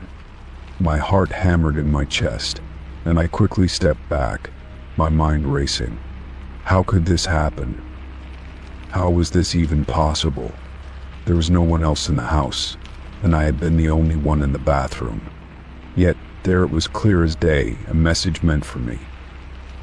I quickly turned off the shower, wiping away the fog from the mirror with my hand, but the words didn't vanish. They remained, as if someone had written them in some invisible ink that appeared only when exposed to the steam. My reflection stared back at me, but it was distorted in the condensation, a blurry figure whose eyes seemed to widen the longer I stood there, frozen in place. My thoughts raced, spinning in every direction. Who would do this? How did they get into my house? I hadn't heard anything strange. No footsteps, no creaks in the floorboards. The only sound had been the water running. the quiet hum of the shower. But now the silence felt oppressive, suffocating. I felt trapped, cornered by something unseen, something that knew more about me than I was comfortable with. I took a few steps back, my hands still gripping the towel as I tried to gather my thoughts. I glanced around the bathroom, my eyes darting from corner to corner, half expecting something or someone to emerge from the shadows. But there was nothing, only the faint echo of my own breathing. My phone was sitting on the counter, and I quickly snatched it up, my fingers trembling as I dialed my best friend's number. It rang several times before she answered, her voice still groggy from sleep. "Hello?" "Hey, it's me. I need to tell you something," I said, my voice shaky. "Something weird is happening." "What's going on?" she asked, concern creeping into her tone. I just got out of the shower, and when I looked at the mirror, there was a message written on it. It says, "I know where you sleep." I could hear my own voice breaking as I said the words aloud. I don't know who would do this, but I'm scared. There was a long silence on the other end, and I could hear her shifting around, probably sitting up in bed. Okay, just stay calm," she said. "Did you check to see if there's anything else? Is the door locked? The windows?" I nodded, even though she couldn't see me. "I've checked everything. I don't know how someone could get in, but the message was there. I saw it. It didn't just disappear when the steam cleared. It's still on the mirror." "Okay, listen," she said, her voice now more urgent. "Don't stay there alone. Can you leave the apartment? Go somewhere else, maybe a friend's house." I hesitated, looking around the bathroom once more. "I don't know. I'm scared. I don't know who to trust anymore." "How did they know about that? How did they know where I sleep?" "You don't have to do this alone," she reassured me. "I'll be there soon, okay? Just hold tight. Don't go anywhere." I ended the call and dropped the phone onto the counter. The words on the mirror still stared back at me, a constant reminder of the feeling of being watched, of not being alone. I couldn't make sense of it. There was no way anyone could have gotten into my house without me hearing or noticing. I lived on the 3rd floor of an apartment building with locked entrances. No one should have been able to get in without me knowing. The silence in the apartment seemed to grow heavier as I stood there, staring at the message. I could feel my pulse racing, the panic rising again. What did it mean? Was someone just messing with me, trying to make me paranoid? Or was this something more? The unsettling thought lingered, what if they really did know where I slept? The idea of someone watching me, someone who knew my every move, was enough to make my skin crawl. I turned away from the mirror, trying to shake off the feeling of unease.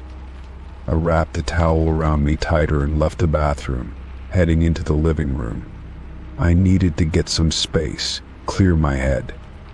But the thought of that message, of the words that had appeared on the mirror, kept replaying in my mind. I couldn't shake the feeling that whoever was behind this knew more about me than I realized. Minutes later, there was a knock at the door. I jumped at the sound, my heart racing in my chest. I rushed to the door, hoping it was my friend, though a part of me dreaded finding out who else might be standing on the other side.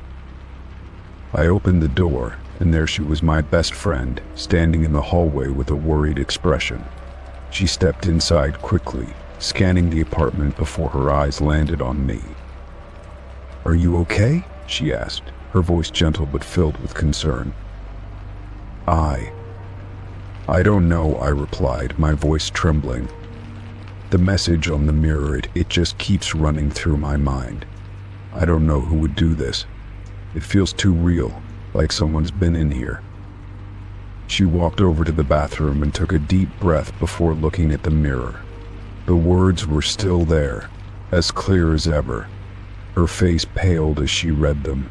her fingers brushing lightly against the glass, almost as if she were searching for something.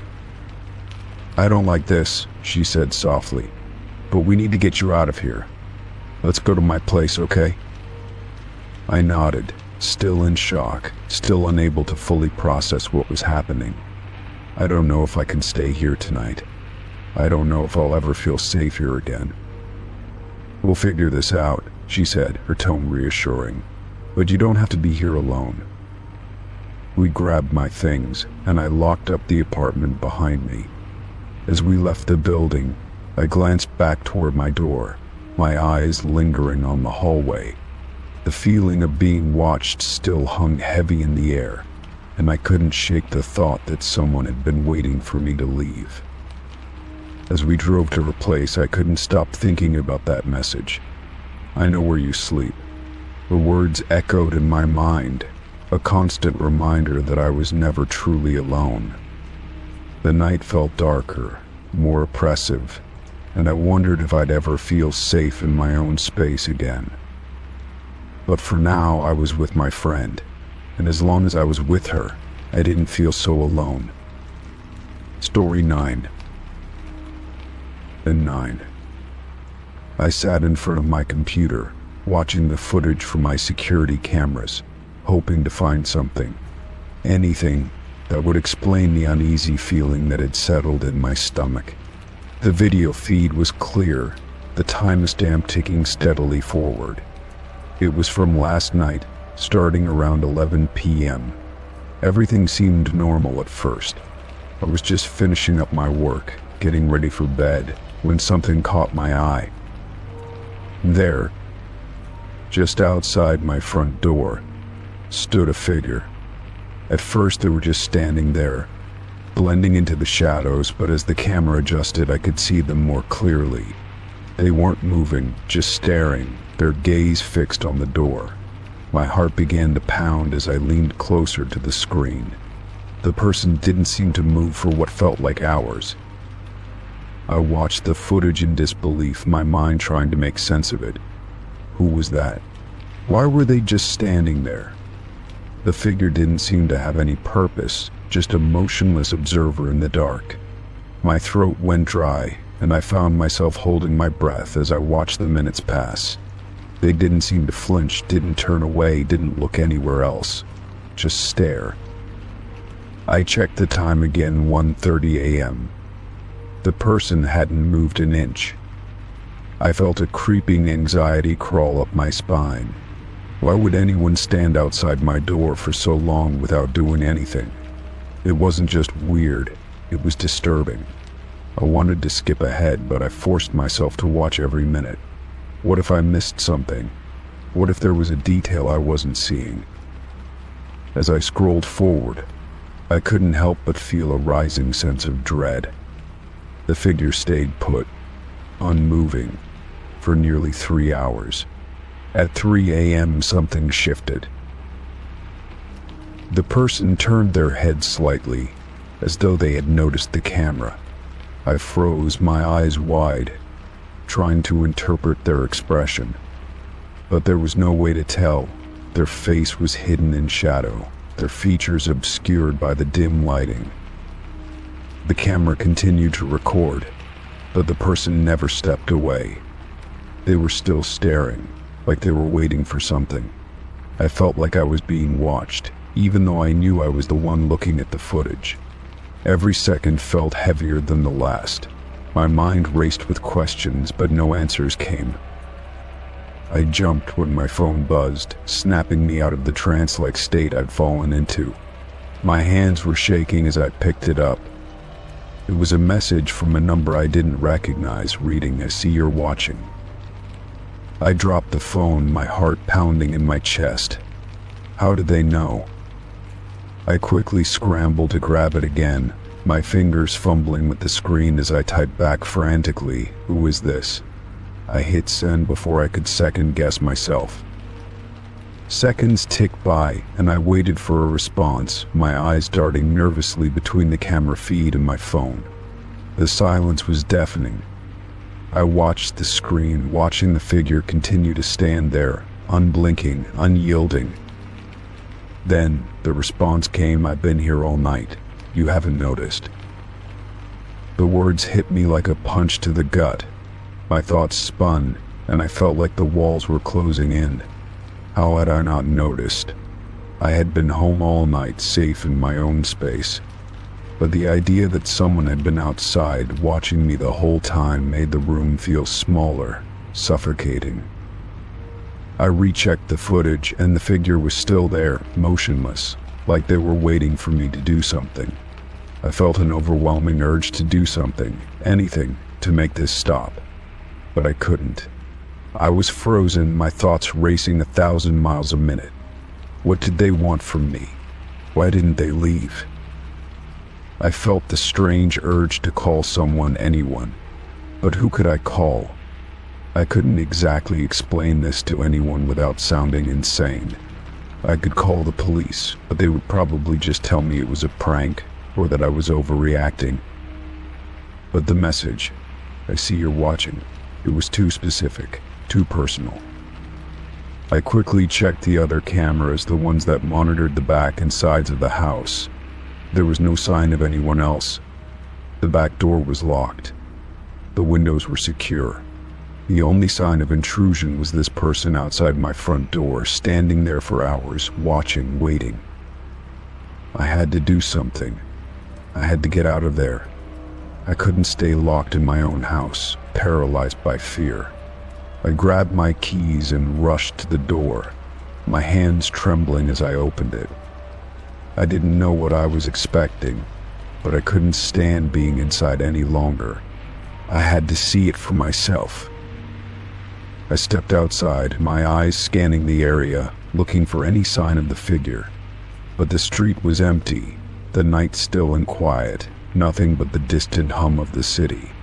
There was no one in sight. I felt a cold chill settle over me as I glanced around, hoping, praying that they were just a figment of my imagination. But the message, the footage, it was real. It wasn't a trick. Someone had been there. I backed away from the door, my pulse quickening as the silence of the night pressed in around me. I glanced at the camera, almost expecting to see the figure there again, staring back at me. But there was nothing. The feed was just as it had been before, empty still. The strange figure was gone. I went back inside, locked the door behind me, and sank down onto the couch. My hands still shook, my mind still trying to make sense of what had happened. I didn't know if the person had left or if they were still out there, watching. But for the first time in a long while, I felt completely vulnerable. As I sat in the quiet darkness, I couldn't shake the feeling that the person wasn't gone. They were still out there, waiting. And somehow, I knew it wasn't over. It was just the beginning. Story 10. The phone rang just after midnight. I had been drifting off to sleep, and the sudden sound of the ringtone startled me awake. My hand instinctively reached for the phone on the nightstand, my eyes squinting in the dim light as I saw an unfamiliar number flashing on the screen. I hesitated for a moment. It was late, and I didn't recognize the number. Maybe it was a wrong dial or a telemarketer, I thought, but something inside me urged me to pick it up. I answered the call, bringing the phone to my ear, and all I could hear was a heavy, ragged breathing on the other end. It wasn't the sound of someone talking. It wasn't the noise of a call dropping. It was deep, labored breathing, like someone was standing right there, just waiting for me to speak. The hairs on the back of my neck stood up, and an unsettling chill washed over me. "Hello?" I said, my voice coming out softer than I intended. The breathing didn't stop. It grew heavier, more labored. It felt like someone was trying to catch their breath, and I could hear their struggle. But there was no reply. No words, just the sound of someone or something breathing. I waited for a moment, hoping the person on the other end would speak. Maybe it was a prank, a wrong number, or some strange glitch. But the breathing continued, filling the silence like an ominous presence. I pressed the phone closer to my ear, trying to make sense of what was happening, but all I could hear was that same unsettling sound. Then, without warning, the call ended. I was left holding the phone in the dark, my heart racing. I sat there stunned for several seconds, trying to process what had just happened. Who was that? What was that breathing? And why would someone call me at this hour without saying anything? I quickly checked the call log, but the number was already gone. There was no record of it. My thumb hovered over the screen, unsure of what to do next. I could try calling it back, but something told me it would only lead to more unanswered questions. I didn't want to hear that breathing again. I didn't want to open myself up to whatever that was. My mind started racing, each thought more paranoid than the last. It was someone watching me. And had I heard something in the background of the call that I had missed? I looked around the room, suddenly aware of the quiet, the stillness. The moonlight streaming through the window seemed colder than usual, casting long, eerie shadows on the walls. I tried to shake it off. It was probably nothing, just a prank. But the more I thought about it, the more my unease grew. Why was the person on the other end of the line breathing like that? Why hadn't they said anything? And why had they called me in the first place? I spent the rest of the night lying in bed, wide awake. Every creak of the floorboards, every gust of wind outside seemed louder than usual. I couldn't stop thinking about that call, about the sound of that breath, the way it seemed to linger in my mind long after the phone call had ended. The next day I checked my phone again, hoping to see something that would explain what had happened. But there was nothing, no voicemail, no missed call log, nothing to give me any clues. It was like the call had never happened at all, as though it had been erased from existence. Still, I couldn't shake the feeling that something was off. That call had felt too real, too deliberate, like someone had meant to make sure I heard it. I wondered if I had imagined it, but the clarity of the breathing, the weight of it told me otherwise. It wasn't a dream. A few days passed, and I tried to move on, dismissing the whole thing as a bizarre coincidence. But the anxiety still lingered. Every time my phone rang, my heart skipped a beat. I'd glance at the screen, half expecting to see that same unknown number again, to hear that same heavy breathing on the other end. But it never came. The call stopped, and the weight of that strange, silent encounter seemed to fade, replaced by a new normal. Or so I thought. About a week later, I received another call in the middle of the night. This time, the number was different, but I recognized the pattern. It was a blocked number. I froze for a moment, my heart pounding in my chest. I stared at the phone in my hand, my thumb hovering over the answer button. Was it happening again?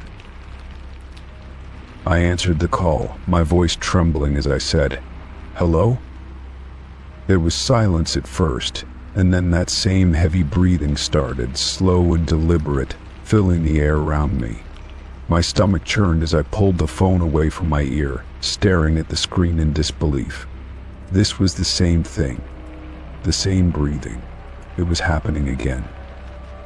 I didn't know what to do. Should I hang up? Should I call the police? Should I scream? My mind was racing as the breathing continued, a constant reminder that someone somewhere was listening.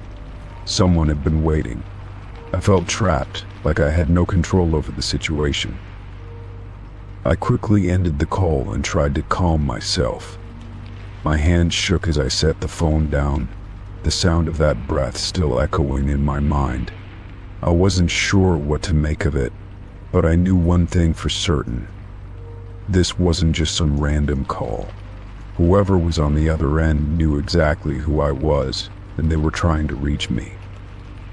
The next morning I filed a report with the authorities, but they couldn't find anything out of the ordinary.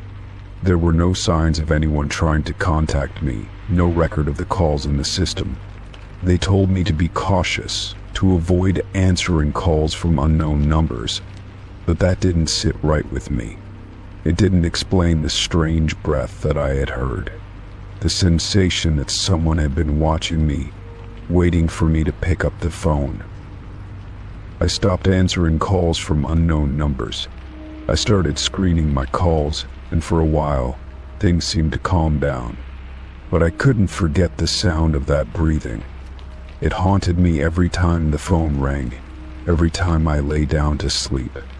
I had become hyper-aware of the slightest noise, the faintest sound of air moving, as though I could hear someone's breath just behind me. I checked my doors and windows more frequently, making sure they were locked tight, convinced that someone was still out there, just waiting. And then, months later, I got a text message. It came from an unknown number, and when I opened it, all it said was, "You didn't answer last time. I'll keep calling until you do." The heavy breathing wasn't gone, it had only been waiting. Story 11. I found my car parked at the end of my driveway, even though I had parked it in the garage. The sight of it sitting there, exposed and out of place, immediately triggered a sense of unease. My mind raced with questions. How did it get there? Had I forgotten to park it in the garage? I tried to rationalize it, telling myself it was just a simple mistake, but deep down I knew something wasn't right. I stepped outside, my feet cold against the concrete driveway as I made my way toward the car. The engine wasn't running and the keys were still in my pocket, but the more I looked at it, the more unsettled I became. I had parked it in the garage before going inside last night, there was no doubt about it. My hands trembled slightly as I opened the driver's side door and checked the interior. Everything seemed normal, nothing out of place. But the feeling of being watched grew stronger with every passing second. I walked back toward the house, glancing around the yard as I went. The silence around me was deafening, and I couldn't shake the feeling that someone was lurking just out of sight. I rushed inside, locking the door behind me, and checked the security cameras. As expected, the footage showed nothing out of the ordinary, just the usual footage of the night, with no signs of anyone moving my car. But the fact that the car was now sitting at the end of the driveway made no sense. I tried to convince myself it was just a coincidence, maybe a prank or a simple mistake. But as I sat there, my thoughts began to spiral. What if someone had been inside my house last night? What if they had moved the car, and I hadn't noticed? The idea made my stomach twist with dread. I decided to call the police, hoping they could offer some explanation or at least provide a sense of safety. When the officer arrived, I explained everything to him: the car, the strange feeling, the security footage. He listened patiently, but when he asked if I had any suspects or if anyone had access to my garage, I couldn't think of anyone who could have done it. No one knew about my garage code, and I always made sure to keep it locked. The officer walked around the property, checking the locks on the garage and the doors. He found no signs of forced entry, nothing that would indicate someone had been in the house or tampered with the car. He suggested that it might have been a mix-up, that maybe I had accidentally left the garage door open and someone parked the car for me as a joke. I didn't buy it, but I nodded and thanked him anyway. As the officer left, I stood in the doorway, watching him drive away. I wanted to believe that it was just a simple mistake, but my gut told me something more sinister was at play. I couldn't shake the feeling that whoever had moved my car was still out there, watching me.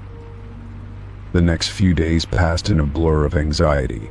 I locked every door and window, double-checking them before bed. I avoided going into the garage, afraid that someone might be hiding there, waiting for me to slip up. The thought of it sent a chill through me every time I thought about it. Then, one evening, as I was making dinner, I noticed something in the corner of my eye. A shadow. It was quick, just a flash at the edge of the window, but it was enough to send my heart racing. I moved closer to the window and peered outside, but there was nothing there. I tried to convince myself it was just a trick of the light, but deep down I knew something was wrong. That night, as I lay in bed, I heard a faint tapping sound coming from the window. My heart skipped a beat, and I sat up, straining to hear. It came again, louder this time, a rhythmic tapping that seemed to echo through the silence of the house. I slowly got out of bed and moved toward the window, my hand trembling as I pulled back the curtain. There was no one there, just the empty yard, bathed in the pale light of the street lamp. But as I turned to walk away, I noticed something else, something that made my blood run cold. The door to the garage, which I had locked earlier that day, was slightly ajar. A crack, barely noticeable, but enough to make my stomach lurch. I froze, unable to move for a moment. Had I left it like that? I didn't think so. I was sure I had locked it. I stood there, staring at the door, the tapping sound still ringing in my ears. After a long moment, I gathered enough courage to walk toward it. My mind raced with possibilities. Was someone in the garage? Was someone inside my house? I didn't know, but I couldn't just leave it. I had to check. With each step, my anxiety grew. I approached the garage door, my heart pounding in my chest, and reached for the handle. I opened it slowly, cautiously, half expecting to find someone lurking in the dark. But when I flipped on the light, the garage was empty. Nothing was out of place. The car was parked where I had left it earlier, and everything seemed normal. I sighed with relief, but the feeling didn't last long. Something was still off. I locked the door again, but the sense of unease stayed with me. Who was behind this? Why were they messing with me? I didn't know, but I couldn't shake the feeling that this wasn't over. The next morning, I checked the security footage again, looking for anything that might explain the strange events. As I scrubbed through the video, I saw something that made my heart stop. A figure, standing just outside the garage, right before I had gone to bed the previous night. They were watching the house, standing perfectly still in the shadows, waiting. The footage didn't show them moving, but I knew they had been there. The fear returned, stronger than ever. I called the police again, but this time, when they arrived, they didn't take the situation lightly. They searched the house thoroughly, checking every room, every closet, every corner. They checked the garage again, even taking fingerprints from the door handle. The officer who spoke to me looked concerned, but he didn't have any new answers. It seemed like whoever was behind this knew how to cover their tracks, how to stay hidden just out of sight. I decided to install more security cameras around the house, setting up motion sensors and extra lighting. I wasn't going to sit around and wait for someone to make the next move. I had to protect myself. As the weeks passed, the strange events continued. The car was moved again, once more parked at the end of the driveway. I found more messages, vague and cryptic, appearing on my phone. Each one seemed to bring me closer to the edge, pushing me to the brink of my sanity. But despite everything, I never stopped fighting. I kept my house locked up tight, my eyes always on the lookout for anything unusual. I knew that whoever was doing this wasn't going to stop until I gave up, but I wasn't going to let that happen. I was going to take back control. This was my home, and I wasn't going to let anyone take that from me. And eventually the messages stopped. The car was left where I had parked it, and the strange occurrences grew less frequent. Whoever had been watching me, whoever had been tormenting me, disappeared as suddenly as they had arrived. It was as if they had never been there at all. But even now, sometimes, when I pull into my driveway, I can't help but glance over my shoulder, wondering if they're still out there, waiting. Story 12. I woke up with a strange feeling, as if something was off.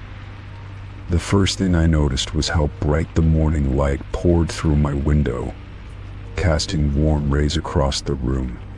As I slowly sat up in bed, my gaze drifted toward the spot where I usually left my sheets a bit tangled. But today, everything looked different. My bed was perfectly made, as if someone had come in during the night and tidied it up. The covers were neatly arranged, the pillows fluffed, and not a crease in sight. My heart started to race. I hadn't been in my room all night, not even to sleep. The last thing I remembered was sitting in the living room, scrolling through my phone, and falling asleep on the couch. I hadn't heard anything out of the ordinary, no footsteps, no doors opening or closing. I sat there, frozen, trying to make sense of what I was seeing. How could my bed be made when I hadn't been in here at all? No one else lived with me, so it was impossible for someone to have done it while I was away. I stood up and walked over to the bed, my fingers brushing the soft fabric of the neatly arranged sheets. The smoothness of the bed felt almost unnatural, as if it had been freshly made, not just tidied up. I checked the corners of the blanket, feeling for any signs of disturbance, but everything was in perfect order. I glanced around the room, half expecting to find someone hiding in the corner, but it was empty. The room was eerily quiet, the only sound being the soft hum of the outside world coming through the window. The more I thought about it, the more unsettling the situation became. Had I sleepwalked and made the bed in my sleep? It seemed unlikely. I'd never done anything like that before.